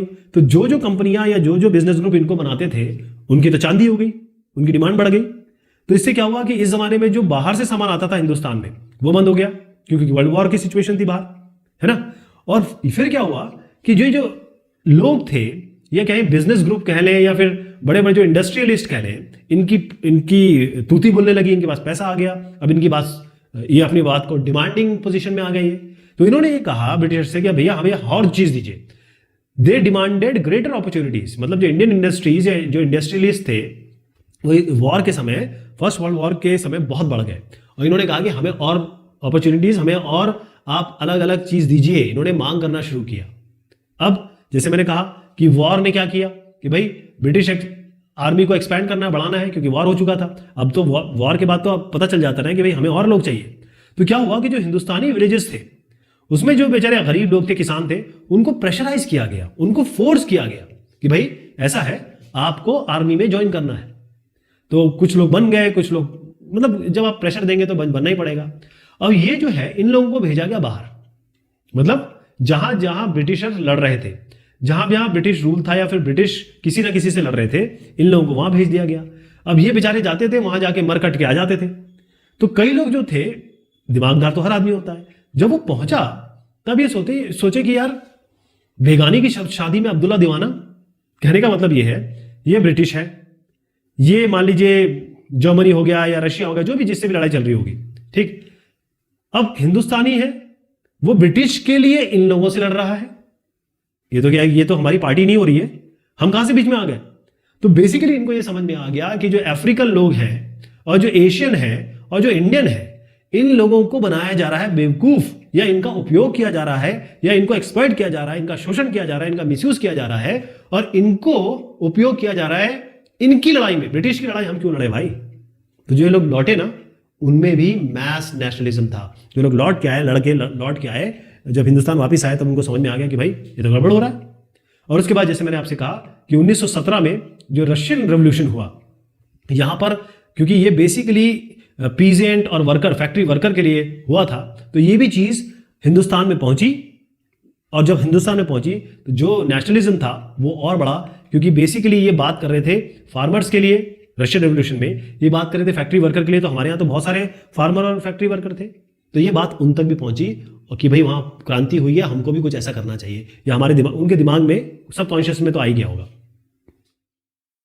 अब गांधी जी एक बहुत बड़े नेता बन के उभरे, क्योंकि हिंदुस्तान की जो सिचुएशन थी उसमें एक नेता की वाकई में जरूरत थी। जब गांधी जी 46 ईयर्स के थे तो हिंदुस्तान वो आते हैं। और कब आते हैं वो? 1915 में। कहां से आते हैं वो? साउथ अफ्रीका से। अब क्योंकि साउथ अफ्रीका में गोरे गोरे, काले और ब्राउन, इनके बीच में बहुत विभेद किया जाता था, यानी कि जो रेसिज्म था बहुत ज्यादा था वहां पर। तो ये अहिंसावादी तौर पे गांधी जी ने, अगर आप ये चित्र देखें, ये वहीं का है, साउथ अफ्रीका का ही है। तो गांधी जी ने वाकई में बहुत काम किया और इस काम के बदौलत गांधी जी एक इंटरनेशनली यानी ग्लोबली पूरे विश्व में एक विख्यात या फिर नोन लीडर बन गए थे, नेता बन गए थे। और क्योंकि इस कैंपेन में वो हर एक हिंदुस्तानी से मिले साउथ अफ्रीका में, चाहे हिंदू हो, मुस्लिम हो, पारसी हो, क्रिश्चियन हो, गुजराती हो, तमिल हो, नॉर्थ इंडियन हो, अपर क्लास हो, लोअर क्लास हो, लॉयर हो या वर्कर हो, जो भी जितने भी तरीके के लोग हो सकते हैं, सबसे इनकी मुलाकात होती है। अब यहां पर कुछ चित्र है जिनको मैं दिखाना चाहूंगा। ये जो चित्र आप देख रहे हैं, ये चित्र है नेटाल कांग्रेस का। किसका? Natal Congress. तो ये डरबन साउथ अफ्रीका में 1895 में इसको बनाया गया था। तो बाकी जो इंडियंस हैं उनके साथ महात्मा गांधी जी कौन है? ये कि ये है, ये देख रहे हैं हम ना, ये है गांधी जी, थोड़ा एक जैसे दिख रहे हैं। तो ये गांधी जी यहां पर है बीच में। और जो रेशियल डिस्क्रिमिनेशन था, कहने का मतलब जो गोरे और कालों के बीच में जो भेद था, गोरे कालों के साथ जो व्यवहार कर रहे थे, ब्राउन्स के साथ जो व्यवहार कर रहे थे, ब्राउन मतलब इंडियंस जो हो गए, उनके साथ जो व्यवहार कर रहे थे, उसके खिलाफ इन्होंने ये नेटाल कांग्रेस बनाया था। यहां पर आप देखेंगे इनका नाम आने वाला है अभी, अब इनको देखिएगा। ये है श्री राजेंद्र प्रसाद, ये है श्री वल्लभ भाई पटेल। और गांधी जी ने कई जगह पे कई काम किए हैं। पहले मैं आपको बता दूं कि गांधी जी जब पहले साल आए, फर्स्ट ईयर जब उनकी एंट्री होती है हिंदुस्तान में, वैसे तो हिंदुस्तानी ही थे, लेकिन जब वो बहुत सालों बाद साउथ अफ्रीका से यहां पर आते हैं, तो उनके जो गुरु हो, ये कहते हैं कि आप एक काम करो, पहले इस देश को समझ लो, अच्छे से जान लो। तो एक साल ये इन्होंने पूरे देश को घूमा। वो ये जानना चाहते थे कि लोगों की क्या जरूरत है और पूरी ओवरऑल सिचुएशन क्या है। और शुरुआत में इन्होंने जरा लोकल मूवमेंट क्या कहते हैं, मतलब किसी एक जगह पे जो चीजें प्रॉब्लम थी और लोग इसके खिलाफ थे, लोगों को कोई तकलीफ हो रही थी, उसके खिलाफ ये उनके साथ जुड़े या उनका नेतृत्व किया। तो कहां की बात करूंगा मैं? चंपारण की, खेड़ा की और अहमदाबाद की। और वहीं पर जब ये इन आंदोलनों में जुड़े, तो यहां राजेंद्र प्रसाद साहब, यहां नाम दिया हुआ इनका, राजेंद्र प्रसाद साहब से मिले और फिर वल्लभ भाई पटेल साहब से मिले। ये वल्लभ भाई पटेल साहब है, तो इनसे मिले। तो अहमदाबाद का अगर मैं बताऊं आपको, तो ये एक मिल वर्कर स्ट्राइक थी, यानी फैक्ट्री में जो काम करते थे, मिल में जो काम करते थे, उन्होंने स्ट्राइक की थी। तो उनका नेतृत्व जो लीडर थे वो महात्मा गांधी साहब ही थे, जो आप यहां पर भी चित्र में देख रहे हैं। यहां पर आपको मैं एक मैप दिखाना चाहता हूं, क्योंकि ये अक्सर मैप पे से बेस्ड क्वेश्चन पूछे जाते हैं। मैंने आपको क्या क्या नाम लिया वो ध्यान रखिएगा। ये चंपारण, ये बेसिकली चंपारण, खेड़ा और अहमदाबाद। खेड़ा अहमदाबाद तो गुजरात में है, चंपारण गुजरात में है, ये चंपारण बिहार में है, अहमदाबाद खेड़ा गुजरात में है। इसके अलावा कुछ जो इंपॉर्टेंट सेंटर्स हैं हिंदुस्तान के राष्ट्रीय आंदोलन के, उसमें अमृतसर आता है, आपको जलियांवाला बाग याद होगा, चौरी चौरा में जो कांड हुआ, अभी उसकी चर्चा करते हैं। और दांडी मार्च 2 जो गांधी जी ने निकाली, उसकी भी चर्चा भी हम करेंगे। रॉलेट सत्याग्रह, अब इसको समझिए कि 1919 की मैं बात कर रहा हूं। गांधी जी ने कहा कि भाई आपको सबको, मतलब ये जब भी बात करते थे क्योंकि नेशनल लीडर बन चुके थे, ये सत्याग्रह की इन्होंने सबसे आह्वान किया। और किसके अगेंस्ट? रॉलेट एक्ट के लिए। रॉलेट मतलब जो साहब रॉलेट हैं, वो इसके चेयरमैन थे, इसलिए वो उसके कारण एक्ट का नाम दिया जाता है, एक्ट यानी कानून। अब हुआ ये कि ये जो रॉलेट एक्ट था, ये बेसिकली ये था कि ये फ्रीडम ऑफ एक्सप्रेशन यानी अभिव्यक्ति की आजादी, बोलने की आजादी, इसको ये कर्ब करता था। कर्ब मतलब इसको खत्म करता था। और पुलिस के पावर, जो पुलिस के जो पावर थे उसको बढ़ाता था। कैसे? रॉलेट पावर में कहा गया था, रॉलेट एक्ट में कहा गया था, अगर आपको किसी पे सस्पिशन है या कोई भी आपको लगता है जो सरकार के खिलाफ बोल रहा है, तो आप उसको बगैर किसी वारंट के या बगैर किसी चीज के, बगैर किसी पुख्ता कहेंगे सबूत के, आप इनको जेल में डाल दीजिए और 2 साल तक जेल में डालिए विदाउट एनी ट्रायल। ये सबसे बड़ी बात है कि आप उनको डाल तो रहे हैं जेल में, लेकिन उनका कोई ट्रायल नहीं होगा, कोई वो कानूनी उनके लॉयर नहीं होगा, वो कहीं किसी भी बड़े जज के सामने पेश नहीं होंगे, ऐसा कुछ नहीं होगा। तो ये बहुत बड़ा एक सेटबैक था, क्योंकि जो भी राजनेता अगर आते हैं या कोई भी सरकार के खिलाफ काम करता है, तो रॉलेट एक्ट ने ये पावर दे दिया था कि इनको बस अंदर डाल दो, राइट। तो गांधी जी और जो मोहम्मद अली जिन्ना है, ये ऐसे सरीखे जितने भी बड़े बड़े नेता थे, उन्होंने इस रॉलेट एक्ट की बड़ी खिलाफत की। उन्होंने कहा कि गवर्नमेंट को कोई राइट नहीं बनता कि भाई वो हमारे राइट को रिस्ट्रिक्ट करे, क्योंकि हमारी ये बेसिक फ्रीडम जो है, बोलने की जो आज़ादी है, हम बोल ही नहीं पाएंगे तो फिर हम कर क्या रहे हैं? इस एक देश में जिसके हम बाशिंदे हैं वहां बोल नहीं पा रहे हैं। तो इन्होंने, गांधी जी और जिन्ना ने इस एक्ट को कहा कि ये डेविलिश है और टेरानिकल है। इसका मतलब ये है कि ये तो एक तो शैतानी है, शैतान की तरह है ये, और टेरानिकल को है मतलब दमनकारी है। तो गांधी जी ने कहा कि भाई 6 अप्रैल, देखिए थोड़ा ध्यान रखिएगा, 6 अप्रैल 1919 ये दिन सब लोग मनाएंगे। नॉन वायलेंट का मतलब होता है अहिंसावादी, लड़ाई झगड़ा, कोई मारपीट कुछ भी नहीं होने वाली है, और अपोजिशन करेंगे इस एक्ट का। किस एक्ट का? रॉलेट एक्ट का, राइट। तो फिर हड़ताल हुई, जिसे हम स्ट्राइक कहते हैं, सत्याग्रह सभा हुई, ये सारी चीजें उसमें हुई। ये जो सत्याग्रह हुआ, यही कहे ऑल इंडिया स्ट्रगल बना है सबसे पहले। ऐसा स्ट्रगल पूरे देश में एक साथ नहीं होता, मतलब देश के अलग अलग भागों में चीजें हो रही थी, ऐसा नहीं है, लेकिन पूरे देश का जो स्ट्रगल है, पूरे देश का संघर्ष एक साथ, पहली बार जो रोलेट सत्याग्रह है, ये पूरे देश का, पैन इंडिया का स्ट्रगल बन गया। ओके, तो अप्रैल 1919 में, जैसे मैंने आपको बताया, बहुत सारी हड़ताल हुए, डेमोन्स्ट्रेशन हुए, यानी कि विरोध प्रदर्शन हुए। और गवर्नमेंट क्या कर रही थी? गवर्नमेंट तो एक ही काम करती थी, दबाती थी, मारती थी, काटती थी, दमन करती थी। तो यहां पर आप देखेंगे एक बहुत बड़ा कांड हो गया, वो था जलियांवाला बाग। अब जलियांवाला बाग, अब मैं आपको अमृतसर ले जा रहा हूं। ये कहानी कुछ इस तरीके की है कि यहां पर एक ग्राउंड है और वहां पर ये लोग जमा हुए थे।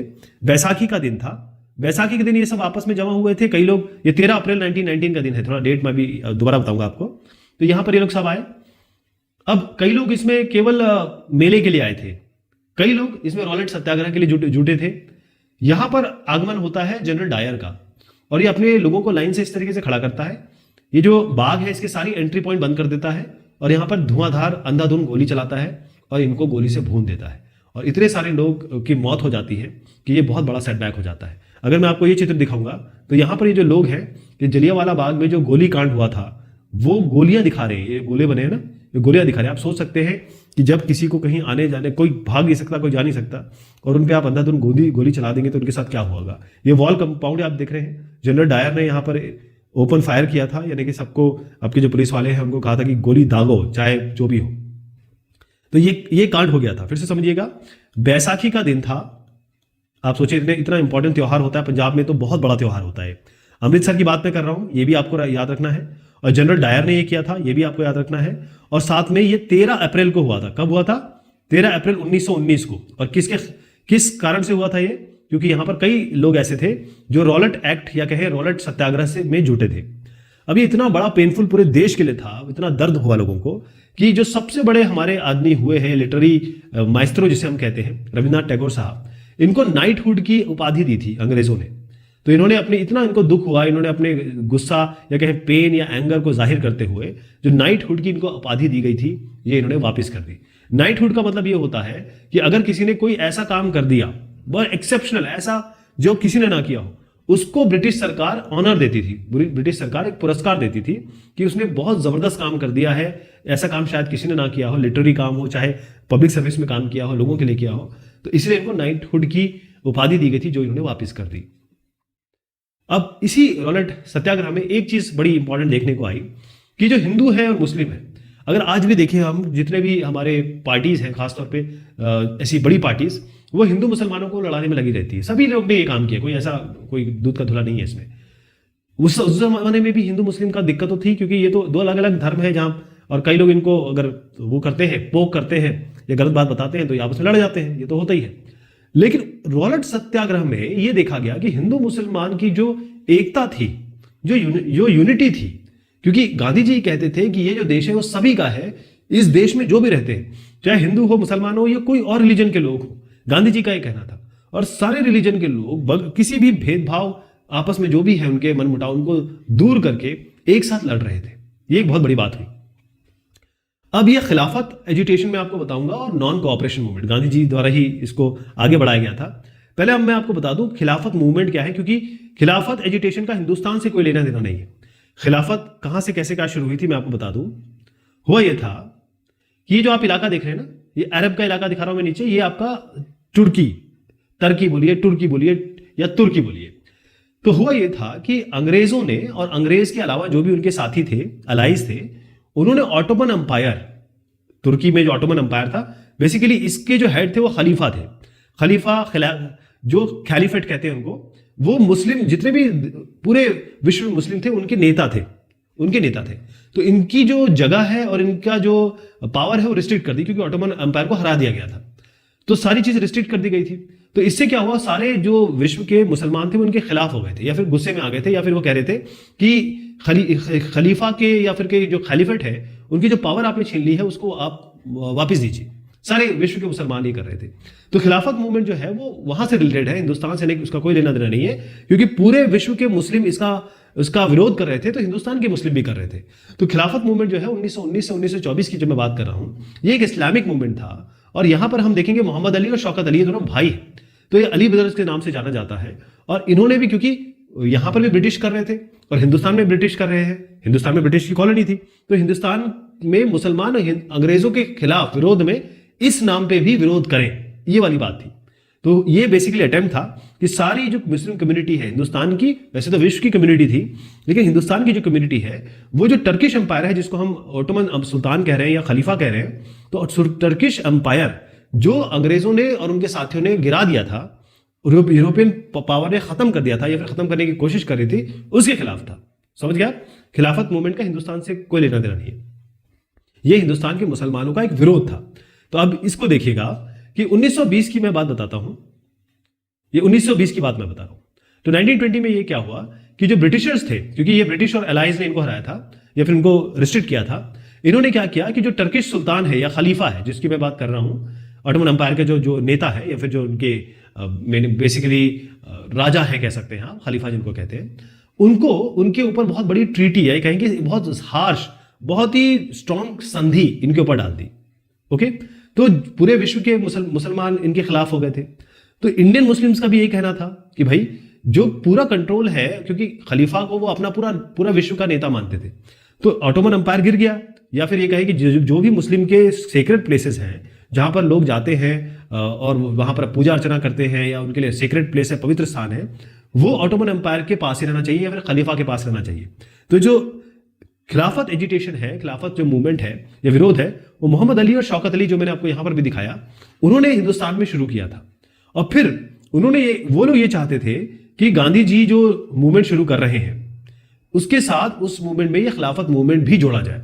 तो गांधी जी ने मान लिया, उन्होंने सपोर्ट किया कि ऐसे करेंगे। उन्होंने कहा कांग्रेस को कि ऐसे करिए कि आप एक तो जलियांवाला बाग में जो मैसेकर हुआ है, जो हत्याकांड हुआ है, पंजाब रॉन्ग्स जिसको कहते हैं, इसके खिलाफ एक तो ये काम करेंगे, दूसरा आप खिलाफत मूवमेंट करेंगे, जो मैंने ये बताया कि भाई अंग्रेजों ने जो विश्व में कर रखा है मुसलमानों के खिलाफ वो करिए, और स्वराज की मांग करिए आप। ये बात उन्होंने कही।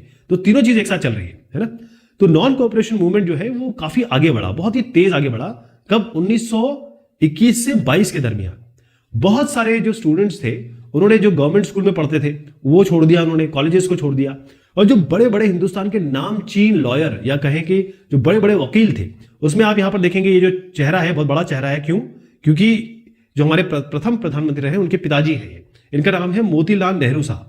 ऐसे यहां पर आप देखेंगे ये भी बहुत बड़ा नाम है, ये है CR दास, चित्तरंजन दास साहब। तो मोतीलाल नेहरू साहब हो गए, चित्तरंजन दास साहब हो गए, C राजगोपालाचारी, अभी मैं इनके बारे में बताता हूं कि ये हिंदुस्तान के फर्स्ट क्या बने थे। इसके अलावा आसफ अली, ऐसे बहुत सारे लोग थे जिन्होंने, ये लॉयर थे, इन्होंने अपनी प्रैक्टिस छोड़ दी। इन्होंने कहा कि ठीक है अब हमको नहीं करना आपके साथ काम, या आपके अंडर में काम नहीं करना। बहुत सारे जो ब्रिटिश ने टाइटल्स दिए थे, जैसे मैंने आपको बताया था कि जो हमारे टैगोर साहब हैं उन्होंने नाइटहुड की वो वापस कर दी थी, जो उनको उपाधि दी गई थी। और इसी तरीके से कई सारे लेजिस्लेचर जो है, काउंसिल्स हैं, जो विधायिका वाली पोर्शन है, उसको लोगों ने बॉयकॉट करना शुरू कर दिया था। और सबसे बड़ी बात, लोगों ने क्या किया कि जो कपड़े हैं उनको जमा किया और बिल्कुल बीच सड़क में आके उसका बॉन फायर करने लगे, उनको आग लगाने लगे, फॉरेन क्लॉथ को। तो इसी कारण से जो बाहर से क्लॉथ आता था, कपड़ा आता था 1920 और 1922 के दरमियान, ये एकदम कम हो गया, इसका इंपोर्ट बहुत कम हो गया। तो ये एक चित्र मैंने दिखाने की कोशिश की है, नॉन कोऑपरेशन मूवमेंट है, इसको हम हिंदी में कहेंगे असहयोग आंदोलन। असहयोग आंदोलन, खिलाफत आंदोलन और स्वराज की मांग, ये तीनों एक साथ चल रही थी। पीपल इनिशिएटिव का मतलब अब लोगों ने क्या क्या किया, ये तो नेतागण की बात हो गई। अब एक एक करके आप देखिए कि जो गांधी जी ने कहा, गांधी जी क्या कहते थे? वो कहते थे अहिंसात्मक, बगैर किसी लड़ाई झगड़ा के, यानी कि नॉन वायलेंस के साथ आप आंदोलन करेंगे, इसमें संघर्ष करेंगे, विरोध प्रदर्शन करेंगे, डेमोन्स्ट्रेशन कह सकते हैं आप, या फिर मार्च कह सकते हैं, ये सब निकालेंगे, है ना। लेकिन हुआ क्या कि हर एक क्लास और हर एक ग्रुप के लोगों ने गांधी जी की बात को अपने अलग अलग तरीके से समझा और उसको इंटरप्रेट किया और उसी हिसाब से उसको लागू भी किया। और खास तौर पे लोगों ने जो लोकल प्रॉब्लम थी, जैसे मान लो मैं यहाँ रहता हूं, मैं दिल्ली में तो नहीं रह रहा, लेकिन मेरी यहाँ पर कुछ जनरल प्रॉब्लम है जो मुझे बहुत परेशान कर रही है, तो गांधी जी के मूवमेंट को मैंने लोकल एक जो परेशानी थी उससे जोड़ के आगे बढ़ाया कि मेरी लोकल प्रॉब्लम भी एक तरीके से सहयोग आंदोलन है, खिलाफत आंदोलन है, इस तरीके से चलाया। तो हुआ ये कि जब मैं खेड़ा की बात करता हूं, आपको खेड़ा मैंने दिखाया था, गुजरात, खेड़ा जो गुजरात है, यहां पर जो पाटीदार किसान है, एक उनकी जाति होती है, तो पाटीदार जो किसान है, इसको हम पीजन कह सकते हैं, फार्मर कहते हैं, इन्होंने एक नॉन वायलेंट वो शुरू किया, कैंपेन शुरू किया। और प्रॉब्लम ये थी कि इनके ऊपर बहुत हाई लैंड रेवेन्यू लगाए गए थे, यानी बहुत ज्यादा इनके ऊपर लगान या टैक्स लगाया गया था। और तो इन्होंने इसके खिलाफ, मतलब गांधी जी की बात तो सुनी और साथ में इसको जोड़ दिया किसके साथ, अपनी लोकल प्रॉब्लम थी ना, इसको जोड़ दिया असहयोग आंदोलन के साथ, और जो भी गांधी जो भी आह्वान करते थे इसके साथ जोड़ दिया। ऐसी अगर आपको मैं जो आंध्रा है ना, आंध्रा का जो कोस्टल एरिया है वहां ले जाऊंगा ना, तो वहां पर क्या हुआ, और साथ में मैं तमिलनाडु के इंटीरियर में ले जाता हूं आपको, तमिलनाडु टीएन कर देते हैं, तो आंध्रा और तमिलनाडु के अगर इंटीरियर में ले जाऊं वहां पर, तो जो लिकर शॉप थी, यानी शराब की जो दुकानें थी, उसकी पिकेटिंग हुई, यानी उसका घेराव जब आप किसी जगह कर देते हैं तो फिर आप कोई अंदर नहीं जा सकता। ऐसे ही अगर आपको मैं और लोगों के बारे में बताऊं, क्योंकि हर आदमी ने अलग अलग तरीके से इंटरप्रेट किया, मैं आपको गुंटूर की बात बताता हूं। गुंटूर जो है ये डिस्ट्रिक्ट है आंध्र प्रदेश में। यहां पर जो ट्राइबल थे, आदिवासी थे, या जो गरीब पुअर पीजन, गरीब जो फार्मर थे, उन्होंने फॉरेस्ट सत्याग्रह शुरू किया, यानी जंगल, और क्योंकि बेसिकली क्या हो रहा था, जो भी ट्राइबल थे उनको जंगल से बाहर निकाल दिया गया था, उनके ऊपर बहुत जबरदस्त तरीके से कानून लागू कर दिए गए थे, तो इन्होंने इसके खिलाफ उसी जो गांधी जी ने आह्वान किया था उसी को इसके साथ जोड़ दिया। ऐसे किया इन्होंने। हर आदमी का यही सोचना था कि जो गांधी जी हैं वो किसी न किसी तरीके से ये टैक्सेस को कम करवा देंगे, और जो फॉरेस्ट रेगुलेशंस हैं, यानी जो भी कानून है उसको वापस करवा देंगे, वो लोग दोबारा फॉरेस्ट में जा सकेंगे, और जो पीजेंट्स हैं उनको स्वराज मिलेगा, मतलब अब ब्रिटिश का राज नहीं होगा, गांधी राज होगा। बेसिकली वो ये सोच रहे थे कि गांधी राज जो है आने वाला है। इसी तरीके से मैं आपको सिंध अगर दिखाऊं, तो सिंध जो है वो आज पाकिस्तान में है। ध्यान रखिएगा, हमारे राष्ट्रगान में वो आता है सिंध, जो कि अलग हो गया है। सिंध आता है, पंजाब, सिंध, गुजरात, मराठा, सिंध हिंदुस्तान में नहीं है। तो कई ऐसे सिंध में, क्योंकि मुसलमान एरिया था, तो जो आज पाकिस्तान में है, जो मुस्लिम लीडर्स थे और जो वहां के फार्मर्स थे, वो बहुत खुश हुए, क्योंकि खिलाफत की जो कॉल दे दी थी गांधी जी ने, तो ये लोग सब के सब गांधी जी के साथ हो गए, राइट। अब पंजाब में क्या हो रहा था, अच्छा, दो शब्द इसमें आए हैं। एक पिकेट है, पिकेट का मतलब होता है घेराव। अगर आप, जैसे ये शराब की दुकान है, यहां पर लोग आके घेराव कर लें तो फिर कोई भी नहीं आ सकता, इसको घेराबंदी है, घेराव कहते हैं। महंत का मतलब ये होता है, अब मैं यहां पर आपको ले जा रहा हूं गुरुद्वारा, सिख की बात करूंगा, तो यहां पर जो सिख गुरुद्वारा में जो मेन आदमी होगा, मेन जिसे कहेंगे जो पंडित पूजा करवाते होंगे, उनको हम महंत कह रहे हैं। तो हो रहा था कि एक अकाली मूवमेंट शुरू हुआ। अब ये अकाली मूवमेंट क्यों शुरू हुआ, क्योंकि जो गुरुद्वारा है, जैसे ये गुरुद्वारा है, इसमें क्या होता था कि जो महंत बैठे हुए हैं वो अंग्रेजों द्वारा नियुक्त होते थे, या ये कहे ये सपोर्टेड होते थे, तो ये अपनी तरीके से काम कर रहे थे, करप्शन कर रहे थे, और सबसे बड़ी बात है कि ब्रिटिश का इनके ऊपर हाथ था। तो अकाली मूवमेंट ये शुरू किया कि भाई जो गुरुद्वारों में बड़े बड़े महंत बैठे हैं, जो कि सिख धर्म के लिए कोई काम नहीं करे, इनको हटाया जाए। इसी तरीके से जब आपको मैं असम लेके जाता हूं, तो असम में क्या हुआ, असम किसके लिए फेमस है, असम चाय के लिए फेमस है। तो यहाँ के जो टी गार्डन्स हैं, यहाँ जितने भी लेबर्स थे वो आराम से बात करने लगे और फिर उसका चिल्लाने लगे। क्या कह रहे थे, गांधी जी की जय, गांधी महाराज की जय, ये स्लोगन इनका बड़ा फेमस हुआ। और इन्होंने कहा कि भाई, और ये बोलते बोलते उन्होंने कहा कि हमारा जो वेजेस है, यानी हमारी जो सैलरी है, उसको भैया आप बढ़ाना पड़ेगा आपको। और कई लोगों ने क्या किया कि जो ब्रिटिश द्वारा ऐसे बड़े बड़े उद्यान थे, या ये कहें कि प्लांटेशन थे, बागान हमें जिसे कहते हैं, ब्रिटिश जो ओन थे वो उन्होंने छोड़ दिया। और अगर आपको बताऊं एक और अच्छी बात, कि आसाम में असमीज एक सॉन्ग है जिसको हम वैष्णव सॉन्ग कहते हैं। वैष्णव सॉन्ग में कृष्ण जी की भक्ति है।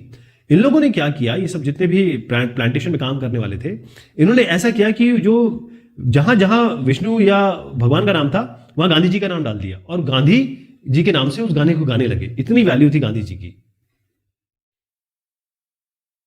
एक और चीज आपको बताता चलूंगा, अब आप देखें, ये है पीपल महात्मा। सबसे इंपॉर्टेंट कौन होता है एक रथ चलाने में, ये होता है सारथी। तो गांधी जी को पूरे देश का सपोर्ट था, और जितने भी बाकी नेता है एक तरीके से वो गांधी जी के नेतृत्व में और गांधी जी के गाइडेंस में चल रहे थे। तो यहां पर क्या हुआ कि गांधी जी को एक मसीहा की तरह देखे जाने लगा।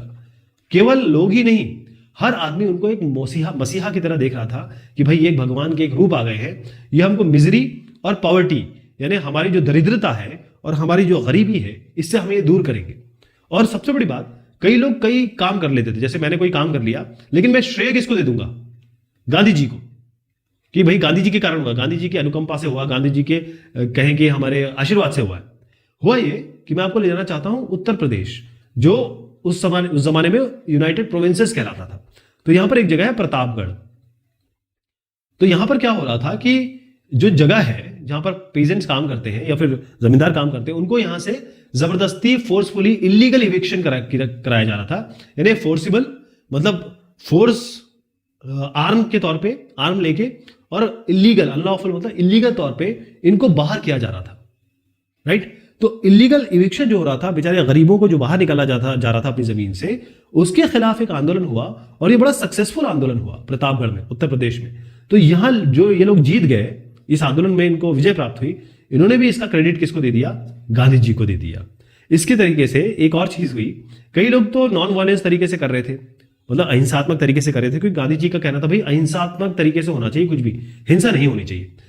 तो कई लोग ऐसे थे जैसे ट्राइबल कुछ हुए, कई ट्राइबल्स हो गए आदिवासी, और कई पीजेंट फार्मर वगैरह जो हो गए, यानी जो किसान है, उन्होंने कई बार गांधी जी के जो आइडियल्स है, गांधी जी का मेन आइडियल क्या था? नॉन वायलेंस, अहिंसा नहीं होनी चाहिए। कई लोगों ने इसको नहीं माना, कई लोगों ने हिंसा भी कर डाली। अब यहां पर एक चित्र जो है उसको जानना बहुत जरूरी है, ये बड़े पॉपुलर इमेज मैं आपको दिखाऊंगा। इसमें क्या है, एक डिवाइन शक्ति, मतलब भगवान या फिर दैवीय शक्ति की तरह दिखाया गया है इनको।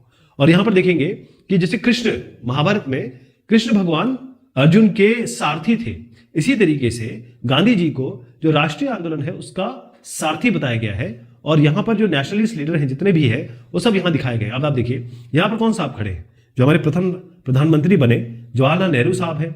यहां पर आप देखेंगे बोस साहब है, यहां पर आप देखेंगे दादा भाई नौरोजी साहब है। ऐसे तमाम तरीके के जो बड़े बड़े, मोतीलाल नेहरू साहब है, तिलक साहब है, लाल बाल पाल, तीनों ही दिख रहे हैं इसमें। तो ये जो बड़े बड़े लोग हैं वो सब यहां पर दिखाए गए हैं। तो आप समझ रहे हैं किस तरीके से गांधी जी की वैल्यू थी, और अल्टीमेटली उन्होंने हमें आजादी दिलाई भी, ये भी आपको मानना पड़ेगा। अब 1922 और 1929 के बीच में क्या क्या हुआ?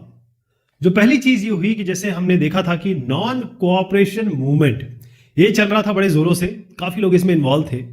और होता यह है कि फरवरी 1922 में अचानक गांधी जी ये एनसीएम यानी कि नॉन कोऑपरेशन मूवमेंट को वापिस कॉल कर लेते हैं, यानी कि इसको बंद कर देते हैं, एब्रप्टली कॉल ऑफ। उसका कारण यह था कि यूनाइटेड प्रोविंस में एक जगह है, यानी उत्तर प्रदेश में एक जगह है चौरी चौरा।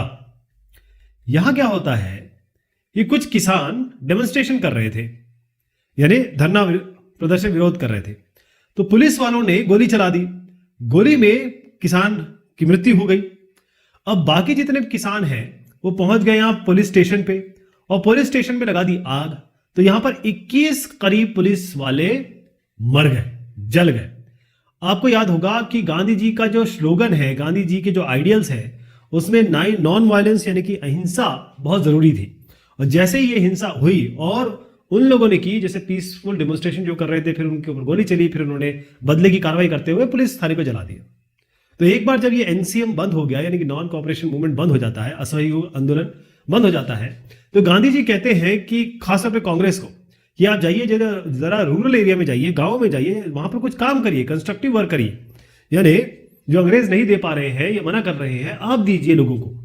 और वहां पर आप सीआर दास साहब देखते हैं, ये चितरंजन दास साहब है और ये मोतीलाल नेहरू साहब है। तो मोतीलाल नेहरू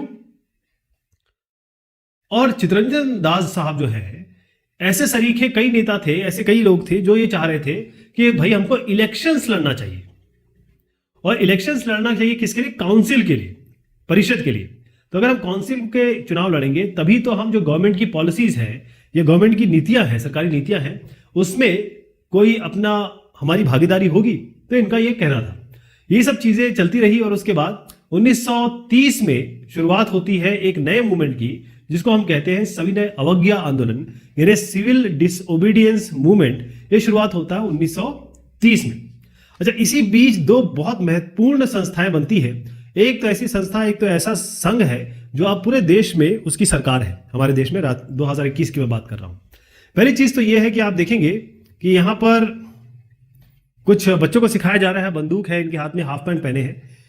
तो यह है राष्ट्रीय स्वयंसेवक संघ। राष्ट्रीय स्वयंसेवक संघ आरएसएस, इनकी मेन विचारधारा है हिंदुत्व की, यानी हिंदू राष्ट्र और बाकी जैसे मुस्लिम विरोधी है बेसिकली, उसकी बात करते हैं। ये हिंदू ऑर्गेनाइजेशन है ये। और इसके अलावा आरएसएस तो 1920 और 1930 के बीच में ये गठन हुआ ही हुआ इसका। इसके अलावा जो कम्युनिस्ट पार्टी है हिंदुस्तान की, वो भी बनी। ये दोनों संस्थाएं बनती है। एक और चीज यहां पर होती है, यहां पर जो राष्ट्रवादी है, क्रांतिकारी, रेवोल्यूशनरिस्ट नेशनलिस्ट, यानी क्रांतिकारी राष्ट्रवादी, भगत सिंह भी इस जमाने में बहुत एक्टिव थे। भगत सिंह साहब, अब भगत सिंह साहब, इनकलाब जिंदाबाद। आप देखेंगे वैसे तो ये सिख थे, सरदार थे, और केश कटाना बहुत ही इंपॉर्टेंट बात होती है इनके लिए, लेकिन देश के लिए इन्होंने ये भी किया। हुआ ये था कि रेवोल्यूशनरी नेशनलिस्ट हम इन्हें कहते हैं, यानी क्रांतिकारी राष्ट्रवादी। अब ये किसके खिलाफ थे? एक तो कॉलोनियल रूल के खिलाफ थे, यानी अंग्रेजों के खिलाफ थे। साथ में ये उन अमीरजादों के भी खिलाफ थे जो पीजेंट्स को, यानी कि जो फार्मर हो गए और जो वर्कर हैं, उनको एक्सप्लॉइट कर रहे थे या उनका शोषण कर रहे थे। तो ये सब जानते हुए इन्होंने और इनके मित्रों ने HSRA, यानी कि हिंदुस्तान सोशलिस्ट रिपब्लिकन एसोसिएशन, इसका गठन किया। और ये किया था 1928 में दिल्ली के बड़ा फेमस फिरोज शाह कोटला, ये जगह वहां पे किया था। ये जो मेंबर्स थे HSRA के, उन्होंने जनरल सॉन्डर्स, इनकी हत्या की थी। और ये सॉन्डर्स कौन थे?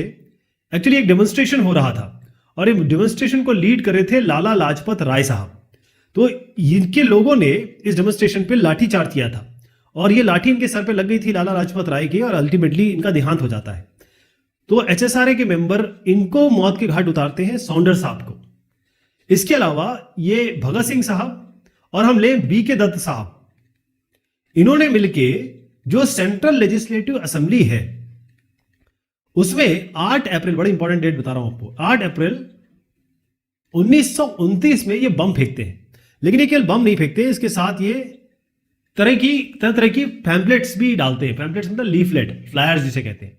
और इसमें सीधी बात ये कहती थी कि हमारा किसी को मारना ये ध्येय नहीं है, ये हमारा एजेंडा नहीं है। हम केवल ये चाहते हैं कि जो फॉरेन गवर्नमेंट है, यानी कि जो ब्रिटिश गवर्नमेंट है, क्योंकि ये बहरी हो चुकी है, ये हमारी आवाज सुनी नहीं रही है, ये किसी तरीके से हमारी आवाज सुने, देश में जो शोषण हो रहा है वो सब बंद किया जाए। फाइनली भगत सिंह साहब को, इनका ट्रायल होता है, कोर्ट में पेशी होती है, और मात्र 23 साल की उम्र में इस महान आत्मा को एग्जीक्यूटेड, फांसी दे दी जाती है। यहां पर आप एक और चित्र देखते हैं। ये जो चित्र है इसमें साइमन कमीशन, यहां पर देखेंगे साइमन गो बैक। तो हुआ यह था कि 1927 के बारे में बात कर रहा हूं मैं आपको। ब्रिटिश गवर्नमेंट ने क्या किया, उन्होंने कहा कि भाई ऐसा है कि हम एक कमीशन बनाते हैं, एक कमिटी बनाते हैं, और जिसको लॉर्ड साइमन, ये उसके चेयरमैन होंगे, और हिंदुस्तान का पॉलिटिकल फ्यूचर क्या होगा इसके बारे में ये साइमन कमीशन फैसला लेगा। इत्तेफाक की बात ये थी कि इस पूरे कमीशन में जो पूरी इतने बड़े हिंदुस्तान का फैसला करने वाला है, इसमें एक भी हिंदुस्तानी या कहें एक भी इंडियन नहीं था। तो भाई सब लोग गुस्से में आ गए कि ये कौन सी बात होती है भाई, हमारे देश का फैसला करते हो और एक भी हिंदुस्तानी नहीं रखते हो इसमें।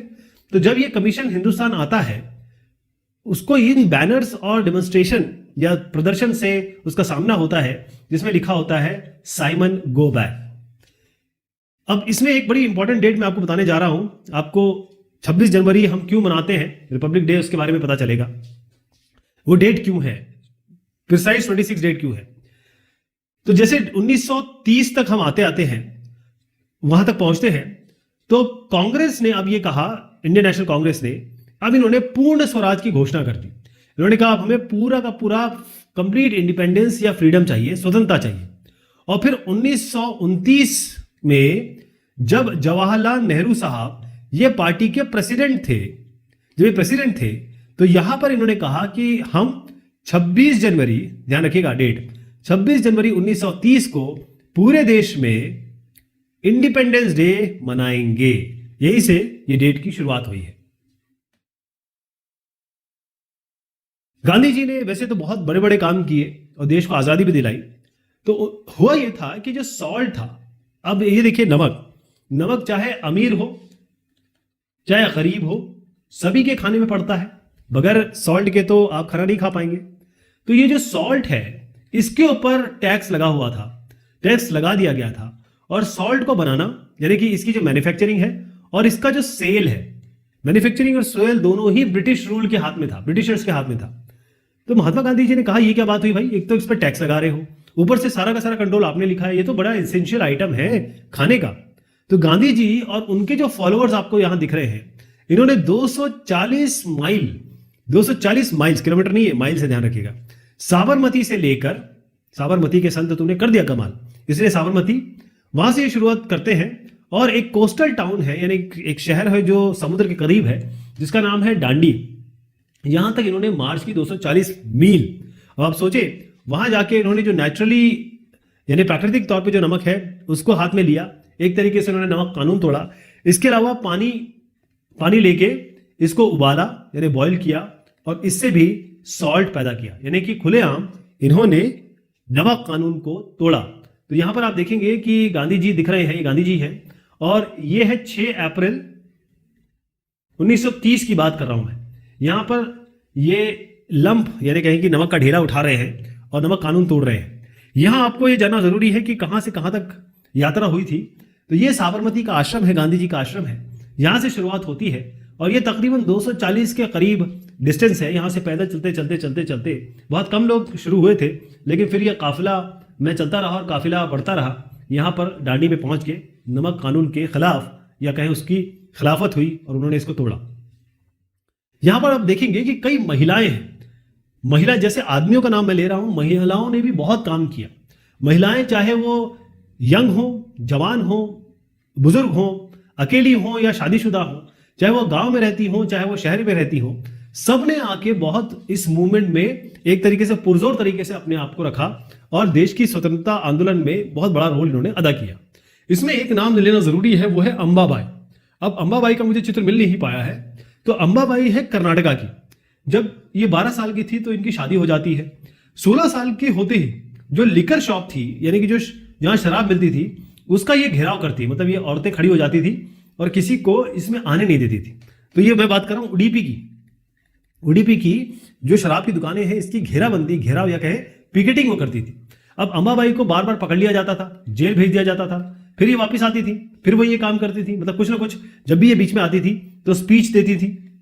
बहुत पावरफुल महिला थी और ये लोगों को, खासतौर पर औरतों को बुनाई सिखाती थी, स्पिनिंग सिखाती थी।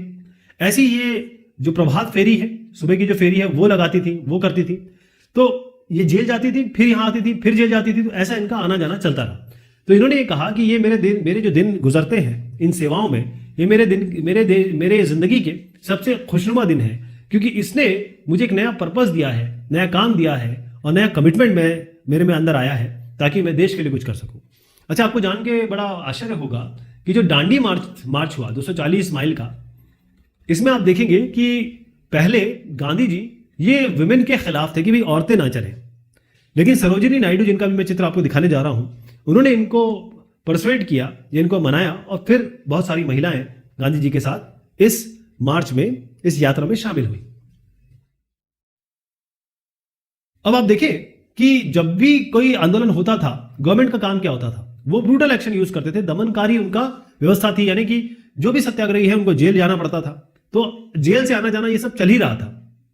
अब क्या हुआ कि इतने सारे जो स्ट्रगल चल रहे थे, इतने सारे जो संघर्ष चल रहे थे, फाइनली इट बोर फ्रूट। इसका मतलब ये होता है कि इसने फल दिया। फल ये दिया कि जो गवर्नमेंट है, गवर्नमेंट ऑफ इंडिया, यानी कि बेसिकली ब्रिटिश रूल की बात मैं कर रहा हूं, गवर्नमेंट ऑफ इंडिया एक्ट 1935 पास हुआ और फिर यहां पर प्रोविंशियल ऑटोनॉमी, जो आजकल के स्टेट्स है ना, जैसे गुजरात हो गया, तमिलनाडु हो गया, ऐसे स्टेट्स जो जमाने में प्रांत थे उनको ऑटोनॉमी दे दी गई। और फिर एक और चीज, मतलब ऑटोनॉमी मतलब वो अपना राज चला सकते हैं, और साथ में इलेक्शंस, यानी अब निर्वाचन होंगे। और किसके लिए? जो भी प्रांतीय लेजिस्लेचर है, जैसे आज हमारे यहाँ विधान सभा होती है बहुत सारे स्टेट्स में, तो इसके लिए इलेक्शन होंगे। और ये बात हुई 1937 की। अब इसके बाद जब चुनाव होता है तो जैसे 11 प्रांत थे उस समय, 7 प्रांत ऐसे थे जहां पर कांग्रेस की सरकार बनी, इंडियन नेशनल कांग्रेस। अब यहां पर एक नई चीज और होती है, मैं बात बता रहा हूं कि 1937 में 7 प्रांतों में कांग्रेस सरकार बनाती है। फिर क्या होता है, आप देखिए 1 सितंबर 1939 यहां पर सेकेंड वर्ल्ड वॉर शुरू हो जाता है और ये चलता है 2 सितंबर 1945 तक। तो 1 सितंबर 1939 में जैसे ये वॉर शुरू होता है, अब इसमें ब्रिटिश भी एक पार्टी है, मतलब इंग्लैंड भी एक पार्टी है। तो हुआ ये था कि जो कांग्रेस थी वो हिटलर के खिलाफ थी। और हिटलर के खिलाफ क्यों थी? हिटलर जो था वो जो ज्यूज थे इनको बुरी तरीके से मार रहा था, इनको गैस चैम्बर में डाल के सभी ज्यूज को खत्म कर, पूरी रेस को एक तरीके से एथनिक क्लेंजिंग कर रहा था वो।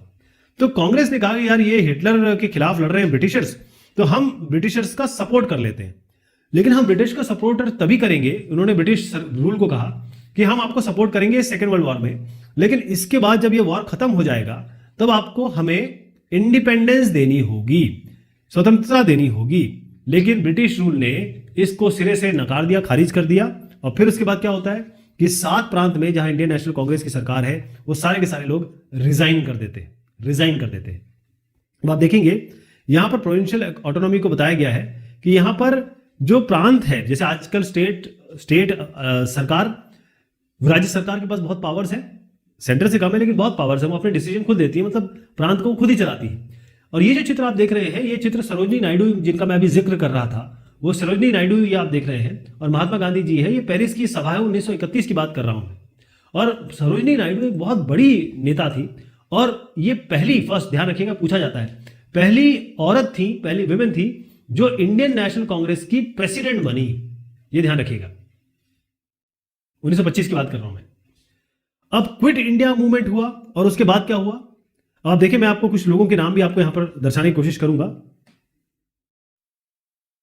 लेकिन पहले quit India and later. Quit India मतलब यह है कि अंग्रेजों भारत छोड़ो। अब quit India movement, Mahatma Gandhi जो है इन्होंने फिर एक नया फेज आंदोलन का शुरू किया। और ये कब किया उन्होंने, क्योंकि अब मैंने जैसे बताया 1939 से 1945 तक सेकेंड वर्ल्ड वॉर शुरू हुआ और खत्म हुआ। तो इस बीच में गांधी जी ने शुरू किया और इन्होंने कहा अब ये फाइनल अल्टीमेटम गांधी जी देते हैं कि अब अंग्रेजों को भारत छोड़ना पड़ेगा।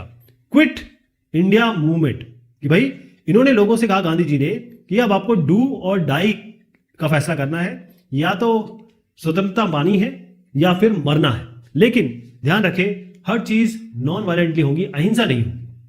अब गांधी जी, उनके साथ जितने भी लीडर्स थे उनको बार बार जेल भेजा गया, और साथ में कई ऐसे पीजेंट थे उन्होंने अपना काम छोड़ दिया, फार्मर्स ने, कई ऐसे यूथ थे जिन्होंने अपना पढ़ाई छोड़ दी और इसमें चले आए। और कई लोगों ने क्या किया कि जो भी कम्युनिकेशन, क्योंकि उस जमाने कम्युनिकेशन फोन लाइंस बहुत इंपॉर्टेंट थी, और जो भी सिंबल्स थे, जो भी ब्रिटिश रूल के बड़े बड़े कहें कि स्थल थे या उनका लैंडमार्क था कि भाई हमने ये बनाया है या ये चीज है, उसको तोड़ा गया, उसको अटैक किया गया। और लोगों ने क्या किया, कई लोगों ने अपनी खुद की गवर्नमेंट बना ली, people set up their own government. तो जो पहला रिस्पॉन्स ब्रिटिश रूल का क्या होता है, हमेशा रिप्रेशन, ऑपरेशन, यही कि उन्होंने दमनकारी काम किया। तो आपको अगर मैं आंकड़ा बताऊं कि 1943 तक तकरीबन 90,000 लोगों को तो इन्होंने अरेस्ट कर लिया था, 1,000 करीब इनको मार दिया था, मतलब पुलिस फायरिंग में इनकी मृत्यु हो गई थी। और फाइनली ये जो संघर्ष था, अंग्रेज इसके सामने ठहर नहीं पाए, हिंदुस्तानियों के सामने, और ब्रिटिश राज अपने पैरों पे गिर पड़ा, या ये कहें कि उनको बो डाउन करना पड़ा। ठीक है भाई, अब इतना स्ट्रांग लोग तो हमने कभी नहीं देखे। यहां पर आपको जो चित्र दिखाना चाहूंगा वो है क्विट इंडिया मूवमेंट 1942 का चित्र दिखा रहा हूं। आप देखिए किस तरीके से जो डेमोन्स्ट्रेटर्स हैं, प्रदर्शनकारियों को मारा गया है, कैसे उनको बुरी तरीके से इनके साथ ट्रीटमेंट हुआ है। एक नाम INA और इसके साथ रिलेटेड है सुभाष चंद्र बोस, SCB लिखूंगा मैं। सुभाष चंद्र बोस भी एक बहुत बड़ा नाम है स्वतंत्रता आंदोलन के। अब ये थोड़े से रेडिकल थे। रेडिकल नेशनलिस्ट का मतलब ये होता है, राष्ट्रवादी तो है लेकिन इनको वायलेंस से कोई बैर नहीं था, मतलब ये नॉन वायलेंट तरीके में, इसी ये और गांधी जी के बीच में यही था। गांधी जी कहते थे कि नॉन वायलेंस यानी कि अहिंसावादी, ये कहते थे कि वायलेंस भी करना जरूरी है, राइट। तो जो अहिंसा या अहिंसा गांधी जी का जो मेन की फीचर था उसके खिलाफ थे, और वे कहते थे कि फादर ऑफ नेशन तो आप हैं, मैं आपके रिस्पेक्ट करता हूं। तो होता यह है कि जनवरी 1941 में ये कलकत्ता से अपना घर छोड़ के चले जाते हैं, कलकत्ता से, राइट। वो पहुंचते हैं सिंगापुर। कहां पहुंचते हैं? सिंगापुर पहुंचते हैं। कहां से होते हुए? जर्मनी से होते हुए। कई लोग कहते हैं कि इनकी मुलाकात भी हुई हिटलर से, तो जर्मनी को से होते हुए ये सिंगापुर जाते हैं और सिंगापुर में ये INA या ये कहें कि आजाद हिंद फौज, इसका गठन करते हैं। और फिर ये क्या करते हैं, ये अगर हम अपना नॉर्थ ईस्ट देखें तो इस जगह पे आप देखेंगे कोहिमा और इम्फाल, ये जगह है, वहां से ये अपनी फौज के साथ एंटर करने की कोशिश करते हैं, लेकिन अंग्रेज इनको खदेड़ देते हैं, ये कर नहीं पाते। उसके बाद जो INA मेंबर्स हैं उनको बहुत प्रताड़ित किया जाता है, पकड़ लिया जाता है, प्रताड़ित किया जाता है। सब लोग जो है ये जो इंडियन नेशनल या ये कहें कि जो आज़ाद हिंद फौज है, इंडियन नेशनल आर्मी है, उनके लोगों को पकड़े जाने के खिलाफ थे। कई लोगों ने इसके खिलाफ बहुत ज्यादा प्रदर्शन भी किया। यहां पर जो आप साहब देख रहे हैं इनका नाम है मौलाना आजाद। तो ये CWC यानी कांग्रेस वर्किंग कमेटी के सदस्य थे और ये चित्र 1942 का है। सेवाग्राम, वर्धा, नागपुर से तकरीबन 3 घंटे का रास्ता है। तो आजाद साहब जो है वो, उनका जन्म हुआ था मक्का में, बहुत ही पवित्र स्थल है। और इनके जो फादर थे वो तो बंगाली थे, लेकिन इनकी जो मदर थी वो अरब थी। बहुत सारी लैंग्वेजेस को ये जानते थे। एक तो इस्लामिक स्टडीज काफी अच्छे से आती थी, यानी कि ये स्कॉलर थे, उसमें प्रबुद्ध थे। इसके अलावा इनको वहादते ए दीन, इस पे इनका विश्वास था, यानी कि सारे रिलीजन एक है या सारे धर्म बराबर है। गांधीयन मूवमेंट में अगर आप देख भी रहे हो तो गांधी जी के साथ आप यहां देख रहे हैं, तो गांधी जी के साथ जितने भी आंदोलन थे उनमें एक बहुत बड़ा ये हिस्सा रहे। और हिंदू मुस्लिम जो यूनिटी है उसके बारे में ये बड़े मुखर थे कि भाई ये होनी चाहिए। और जिन्ना की जो 2 नेशन थ्योरी थी भारत और पाकिस्तान वाली, उसके ये खिलाफ थे। मैंने कहा था कि C राजगोपालाचारी जो नाम आया था पहले, इनके बारे में हम चर्चा करेंगे। ये C राजगोपालाचारी, इनका फुल फॉर्म या पूरा नाम है चक्रवर्ती राजगोपालाचारी। गांधी जी से बात कर रहे हैं इससे पहले कि जिन्ना वाली जो टॉक है वो बात हो सके। 1944 का चित्र है। ये भी एक वेटरन, मतलब बहुत इंपॉर्टेंट नेशनलिस्ट थे या राष्ट्रवादी थे। और सॉल्ट सत्याग्रह जो हुआ था उसके नेता थे कहां? साउथ में, साउथ इंडिया में। इनको पॉपुलरली कहा जाता है राजा जी भी। और जो गवर्नमेंट है उसमें भी इन्होंने 1946 में काम किया, इंटरिम गवर्नमेंट जो बनी थी।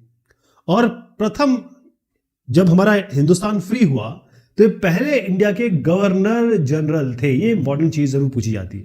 पहले गवर्नर जनरल कौन रहे? C राजगोपालाचारी, राजा जी। यहां पर आप देख रहे हैं आयरन मैन, लौह पुरुष सरदार वल्लभ भाई पटेल। अब जब इंडिपेंडेंस हो रही थी तो 1945 से लेकर 1947 तक जितनी भी बातचीत हुई उसमें मुख्य ये चेहरा रहे। और वैसे तो ये बहुत ही एक नॉर्मल घर से आते थे, यानी पीजेंट फैमिली से आते थे। और ये आते थे नाडियाड से। कहां से? नाडियाड, गुजरात की बात मैं कर रहा हूं, वहां से आते थे। फ्रीडम मूवमेंट में इन्होंने बहुत काम किया। और उसके बाद 1931 में ये कांग्रेस के प्रेसिडेंट भी रहे, कांग्रेस के। यहां पर आप जो देख रहे हैं ये है मोहम्मद अली जिन्ना और यहां है महात्मा गांधी जी। ये 1944 सितंबर का चित्र है। शुरुआत में 1920 में तो मोहम्मद अली जिन्ना हिंदू मुस्लिम यूनिटी की बात करते थे, लेकिन जब चुनाव हुए या फिर कहें जब इन्होंने देखा कि भाई हम हमेशा द्वयम श्रेणी के ही रहेंगे, सेकेंडरी ही रहेंगे यहां पर, तब इन्होंने मांग की। 1934 की मैं बात कर रहा हूं। पहले तो इन्होंने मुस्लिम लीग बनाई और उसके बाद जो पाकिस्तान है उसकी बात करने में या उसकी मांग करने में ये सबसे प्रमुख आदमी रहे। उसके बाद ये नेता जो मेन की, जिन्हें हम कायदे आजम वहां के कहते हैं, पाकिस्तान के बने। और लखनऊ पैक्ट में भी इनका रोल था, आपने देखा था चित्र में साइन कर रहे थे। अब हुआ ये कि 1940 की मैं बात बता रहा हूं, जो मुस्लिम लीग है वो डिमांड उसने करने लगी कि भाई हमें इंडिपेंडेंट स्टेट चाहिए। और कहां चाहिए? अगर हिंदुस्तान को इस तरीके से दिखाया जाए, ये आपका जम्मू कश्मीर है, तो ये जो इलाके हैं जो आज का अभी पाकिस्तान है, ये इलाके, और ये जो आप बांग्लादेश देख रहे हैं, यानी ये जो इलाका है बंगाल के साथ का, बंगाल में ही था। तो नॉर्थ वेस्ट पार्ट और ईस्टर्न पार्ट, जहां आज भी आप देखेंगे तो मुस्लिम पॉपुलेशन है, और यहां पर शुरुआत में तो इन्होंने पाकिस्तान की बात नहीं की थी। ये जो रेजोल्यूशन इन्होंने पास किया, मुस्लिम लीग ने एक प्रस्ताव पारित किया, उसमें पहले तो इन्होंने पाकिस्तान की बात नहीं की थी। उसके बाद हुआ ये कि 1930 में, अगर लेट 1930s की बात आपको बताऊं, तो उन्होंने ये देखा कि भाई मुस्लिम और हिंदूज, तो इनका अलग अलग नेशन हो या कंट्री हो, इसकी बात वो सोचने लगे थे। क्योंकि हो ये रहा था कि इससे पहले 1920 और 1930 के दरमियान हिंदू मुस्लिम के बहुत सारे संगठन आपस में लड़ रहे थे, बहुत ज्यादा उनके बीच में टेंशन थी। तो समझ में आ गया था कि ये चीज साथ चलने वाली नहीं है। और फिर उसके बाद जब प्रोविंशियल इलेक्शन हुए 1937, तो इन्होंने देखा कि भाई अब हम जब इलेक्शन हुए तो मुस्लिम लीग ने ये देखा, या जो मुस्लिम्स हैं ये हमेशा दोयम दर्जे के ही रहेंगे, हमेशा सेकंड फिडल यानी सेकंड पोजीशन में ही रहेंगे, कोई भी राजनीतिक परिस्थिति या डेमोक्रेटिक स्ट्रक्चर या लोकतांत्रिक स्ट्रक्चर बनता है तो इनका ये मानना था। वैसे मुस्लिम लीग का एक तरीके से सही भी मानना था, अगर आप देखें तो उनका ये मानना था कि जो मुस्लिम्स हैं वो हमेशा अनरिप्रेजेंटेड रह जाएंगे, हो सकता है कि इनका कोई नुमाइंदा ही नहीं हो।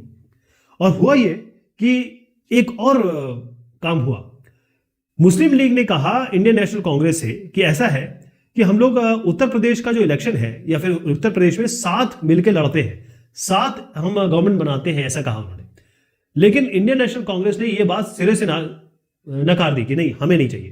तो ये दो चार चीजें बड़ी, एक तो हिंदू मुस्लिम टेंशन, एक जो इलेक्शन का रिजल्ट आया, और कांग्रेस से जब बात की कि भाई हम अलायंस बन जाते हैं, तब कांग्रेस ने मना कर दिया। तो ये दो चार चीजें थी जो बड़ी नागवार गुजरी मुस्लिम लीग को, और ये समझ में आ गया कि भाई हम तो हमेशा सेकेंडरी ही रहेंगे। कांग्रेस ने बहुत कोशिश की थी कि मोबिलाइज करे मुस्लिम्स को, क्योंकि हिंदुस्तान में हिंदू और मुस्लिम दोनों ही है। अब जब ये मोबिलाइज नहीं कर पाई, 1930 की ही बात बता रहा हूं मैं आपको, तो मुस्लिम लीग को मुस्लिम्स का काफी सपोर्ट मिला, क्योंकि कांग्रेस वो नहीं कर पा रही थी। जब 1945 में सेकेंड वर्ल्ड वॉर खत्म होता है, तब क्या होता है कि अब ब्रिटिश रूल का या ब्रिटिश गवर्नमेंट का निगोसिएशन शुरू होता है कि इनके बीच साथ, एक तो इंडियन नेशनल कांग्रेस या कांग्रेस के साथ, और साथ में मुस्लिम लीग के साथ। लेकिन ये जो टॉक है कि भाई आगे कैसा स्ट्रक्चर होगा, कैसी सरकार होगी, क्या होगी, ये बात फेल हो गई। क्यों? क्योंकि कांग्रेस ये पचा नहीं पाई, ये मान नहीं पाई कि मुस्लिम लीग ने कहा कि हम पूरे हिंदुस्तान के मुस्लिम को रिप्रेजेंट करेंगे। इंडियन नेशनल कांग्रेस ने कहा नहीं भाई, ऐसा नहीं है, कई ऐसे मुस्लिम जो है वो आज भी हमें सपोर्ट करते हैं, तो ऐसा तो नहीं हो पाएगा। अब हुआ ये कि एक 1946 में फिर से इलेक्शन होता है। अब कांग्रेस की जो सीटें थी वहां तो उसने बड़ा अच्छा परफॉर्म किया, लेकिन जो मुस्लिम क्षेत्र थे वहां जो मुस्लिम लीग को वो मिली, सीट मिली, जो सीट मुस्लिम्स के लिए रिजर्व थी, या मुस्लिम कहें कि नेताओं के रिजर्व थी कि जहां केवल मुस्लिम ही वोट दे सकते हैं, वहां पर इस जीत को बताया गया स्पेक्टेकुलर, मतलब अप्रतिम, अविश्वसनीय जीत इनको मिली। तब उसके बाद वो पाकिस्तान की मांग करते रहे, और मार्च 1946 की आपको बात बताऊं कि ब्रिटिश कैबिनेट ने 3 मेंबर यहां पर भेजे दिल्ली में, ताकि ये जो डिमांड है इनकी, मुस्लिम लीग की, कांग्रेस की, ये देखी जाए। और मिशन ने ये कहा, कई सारे सजेशन दिए। उन्होंने ये कहा कि जो इंडिया है ये यूनाइटेड रहे, और एक तरीके से ये लूज कॉन्फेडरेशन बने, जो इसके स्टेट है ना, उसको लूज कॉन्फेडरेशन, मतलब पूरा एक स्टेट रहे और लूज कॉन्फेडरेशन में रहे, और जो मुस्लिम मेजोरिटी स्टेट है इसको ऑटोनॉमी दे दी जाए, मतलब वो अपनी खुद सरकार वगैरह बना सकते हैं। लेकिन अब कई ऐसे बिंदु थे जिसमें मुस्लिम लीग और कांग्रेस ये दोनों आपस में एग्री नहीं कर पाए, और फिर उसके बाद क्या होना था, इनएविटेबल चीज, इनएविटेबल जिसको रोका नहीं जा सकता, वो था पार्टीशन। ये सबसे बड़ी चीज हुई पार्टीशन की। अगर आप ये चित्र देखेंगे तो आप देखेंगे यहां पर कि गांधी जी और जवाहरलाल नेहरू साहब आपस में बात कर रहे हैं। ये बॉम्बे सेशन है कांग्रेस का, जुलाई 1946 की बात कर रहा हूं मैं। अब यहां पर आप देखेंगे ये जो साहब है लंबे चौड़े, इनका नाम है खान अब्दुल गफ्फार खान। क्या नाम है इनका? खान अब्दुल गफ्फार खान। अब ये जो थे, जैसे आज का जो पाकिस्तान एरिया है, ऊपरी पाकिस्तान जिसे हम कहेंगे, ये पश्तून लीडर थे, पश्तून। तो ये बहुत एक इंपॉर्टेंट लीडर थे, पश्तून लीडर, जो नॉर्थ वेस्ट फ्रंटियर प्रोविंस है वहां से ये आते थे। और इनका ये था कि ये जो एक मार्च हो रही है इनके साथियों के साथ, ये बिहार की मार्च है। इसका जो चित्र आप जो देख रहे हैं, बिहार की मार्च है 1947 की। इनको, खान अब्दुल गफ्फार खान को बादशाह खान भी कहा जाता था। क्या कहा जाता था? बादशाह खान। और इन्होंने एक खुदाई खिदमतगार ऐसे करके एक संस्था की शुरुआत की थी, और ये पूरी तरीके से नॉन वायलेंस यानी कि अहिंसा के पक्षधर थे, राइट। और जो पार्टीशन हो रहा था या पार्टीशन की जो मांग थी उसको इन साहब ने बिल्कुल सिरे से निकाल दिया, या कहें बहुत जबरदस्त विरोध किया। और उसके बाद जब कांग्रेस ने पार्टीशन एक्सेप्ट कर लिया तब 1947 का जो डिवीजन हुआ, इन्होंने कांग्रेस को बहुत जबरदस्त तरीके से क्रिटिसाइज किया या उनकी आलोचना की। अब जब कैबिनेट मिशन आया, फेल हो गई, तो भी हुआ ये कि मुस्लिम, अच्छा ये साहब जो है इनका नाम आप मुझे बताएंगे, क्योंकि जो पाकिस्तान शब्द है ये जिन्ना ने नहीं बनाया था, ये किसी और ने कॉइन किया था। ये साहब जो है इन्होंने वो पाकिस्तान शब्द बनाया है। तो आपको मुझे बताना है इनका नाम क्या है। तो मैं आपको बता रहा था कैबिनेट मिशन फेल हो गया, तो मुस्लिम लीग जो है पूरा प्रखर और मुखर होकर आ गई और उन्होंने ये कहा कि अब हमें पाकिस्तान चाहिए ही चाहिए। मुस्लिम लीग ने आह्वान किया कि 16 अगस्त 1946 इसको डायरेक्ट एक्शन डे, मतलब बिल्कुल सीधे एक्शन हमें करना है। और जब ये इन्होंने शुरू किया तो उसके बाद कलकत्ता में जबरदस्त तरीके से रायट मतलब ये हो गए, दंगे भड़क गए। और फिर धीरे धीरे ये नदन पार्ट यानी कि यूपी पार्ट और जो भी हमारा नदन पार्ट आता है 1947 में ये यहाँ भी फैल गए और हजारों लोग इसमें हलाक हो गए। औरतों के साथ बहुत अत्याचार हुआ और बहुत सारे लोगों को अपना घर छोड़ के भागना पड़ा, जो कि फिर यहाँ पर आप जो देखेंगे इनको रेफ्यूजी, ये बेचारे इधर उधर से भाग के आए, पाकिस्तान से इंडिया आए, इंडिया से पाकिस्तान गए और खाने और कपड़े इसके लिए इनको दिक्कत थी, रहने के लिए दिक्कत थी। तो बहुत सारे रेफ्यूजी आए और गए। तो पार्टीशन के बाद एक नया कंट्री बन गया जिसका नाम था पाकिस्तान, जो आज भी है। और उसके बाद जो इंडिपेंडेंस या स्वतंत्रता की हमें खुशी होनी चाहिए थी, वो जो पार्टीशन में जिस तरीके से मौतें हुई और जैसे नुकसान हुआ, वो दुख के साथ वो इंडिपेंडेंस या ये कहें स्वतंत्रता हमें मिली। यहां पर ये चित्र दिखाना चाहूंगा कि ये हिंदुस्तान है, ये जो ग्रीन देख रहे हैं ये पाकिस्तान है। तो पहले ये बंगाल या कहें ईस्ट पाकिस्तान कहा जाता था इसको, और इसको वेस्ट पाकिस्तान, क्योंकि यहां पर मुस्लिम्स की पॉपुलेशन थी, यहां भी मुस्लिम्स की पॉपुलेशन बहुत थी। लेकिन आप देखेंगे मुस्लिम हर जगह है, जैसे हिंदू हर जगह है, मुस्लिम भी हर जगह है। नेपाल देखेंगे आप, हिंदू है। अगर आप चाहे फिजी चले जाएं, चाहे आप ट्रिनिडाड टोबैगो चले जाएं, आपको हिंदू दिखेंगे। बल्कि अमेरिका में भी, कनाडा में भी आपको हिंदू बहुत दिखाई देंगे। इसका मतलब हर जगह लोगों की पॉपुलेशन होती है, कहीं कम कहीं ज्यादा। जो पार्टीशन हुआ तो यहां से लोग इस तरफ गए हिंदुस्तान से, यहां से हिंदू, यहां से मुसलमान इधर चले गए, और पाकिस्तान से जो हिंदू है वो इस तरफ आए। तो ये जो तीन है, कलात, हैदराबाद और कश्मीर, ये ऐसे बड़े बड़े प्रिंसली स्टेट थे जिन्होंने कहा कि भाई हम अपना एक ऑटोनॉमी ही रखेंगे, या फिर हम किसी के साथ नहीं जाएंगे, ना पाकिस्तान के साथ ना हिंदुस्तान के साथ। फाइनली हैदराबाद को तो इंडिया ने ले लिया और पाकिस्तान को, कलात को पाकिस्तान ने ले लिया। और आप ये जो स्टार देख रहे हैं यहाँ पर, ये जो कॉन्फ्लिक्ट हुए हैं या फिर दंगे हुए, वो इस पोजीशन पे हुए। फिर 1971 1972 आपको वॉर के बारे में पता होगा। उसके बाद ये वेस्ट पाकिस्तान जो है वो अलग होकर पाकिस्तान बन गया, और फिर जो ईस्ट पाकिस्तान है ये फिर आज बांग्लादेश कहलाता है। बांग्लादेश, अब आप देखिए कि ये बांग्लादेश और बंगाल ये एक ही तो थे पहले, तो सबके कल्चर, बातचीत सब एक जैसी है। यहाँ पर पाकिस्तान, हिंदुस्तान, इस इलाकों को आप ले लें, सबकी बातचीत, खान पान, रहना सहना सब एक जैसा है। तो ये हम लोग भाई भाई हैं। जो कोई लड़ाने की कोशिश करे तो आप उसे बोलिए भाई साहब हम लोग एक ही थे। अब इसी तरीके से जो नेशनलिज्म है, राष्ट्रवाद, ये कई जगह पे उपजा, कई जगह ये बहुत प्रगाढ़ रूप में आया। मैं आपको घाना का केस बताना चाहूंगा। ये घाना आप यहां पर देखिएगा, ये जो चित्र में यहां पर ये है घाना, ये है घाना। तो घाना में क्या होता है, वैसे तो ये पूरे के पूरे अफ्रीकन आप स्टेट देख रहे हैं, कहीं ना कहीं किसी ना किसी के कॉलोनी ये थे। तो लेट 19th सेंचुरी जब खत्म हो रही थी और 20वीं शताब्दी जब शुरुआत हो रही थी, तो आप देखेंगे कि कई सारे अफ्रीकन देश और कई सारे एशियन देश, यहां पर नेशनलिज्म की शुरुआत हुई। और नेशनलिज्म जो बेसिकली था वो कॉलोनियल रूल के खिलाफ था। हर एक कहीं कोई ना कोई जो कंट्री है जो अभी बना, वो कहीं ना कहीं किसी ना किसी रूल में था। कोई फ्रेंच के अंडर में था, कोई डच के अंडर में था, कोई अपना इसके ब्रिटेन के अंडर में था। तो इस सब किसी न किसी की कॉलोनी बन चुके थे। तो हर एक कंट्री चाहता था कि वो इनसे अलग हो। तो कॉलोनियल रूल जो था अफ्रीका में वो बड़ा खतरनाक था, क्योंकि डिक्टेटोरियल था। अब डिक्टेटर मतलब यह है कि बस किसी की बात नहीं सुनी जाएगी। अब जो भी चीफ थे यहां पर, जो भी लोग थे, वो किसके, जो फॉरेन पावर्स हैं उनके बिहाफ पे यहां पर अपना राज चलाते थे। और जितने भी लेजिस्लेचर, जो भी कानून बनाने वाले थे, वो ऑल वाइट्स थे। इसका मतलब जो इनके लिए कानून बना रहा है वो सारे वाइट्स हैं, राइट। तो बात कहां से शुरू हुई कि जो जमीन थी, एक तो वो छीनना शुरू किया लोगों ने, मतलब जो ये वाइट्स ने। एक तो इसे कहेंगे forcible take over of land कह सकते हैं आप।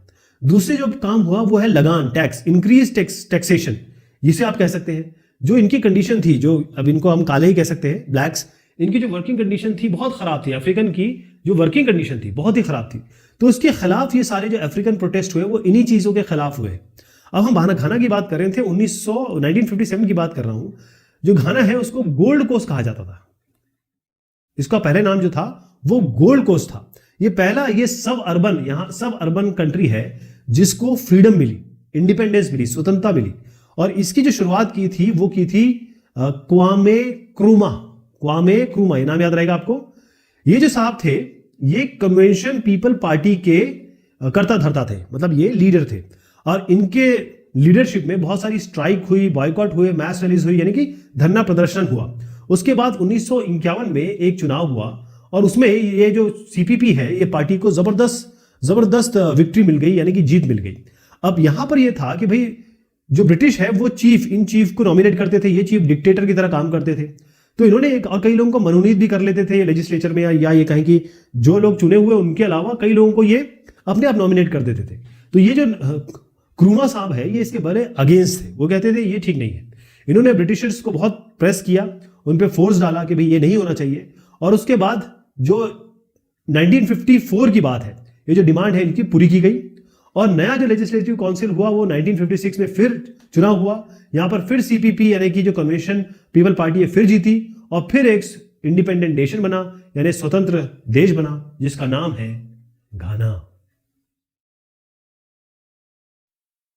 चलिए साहब, ये बात हो गई इस डिस्कशन की। बहुत शुक्रिया, बहुत मेहरबानी आप सभी की।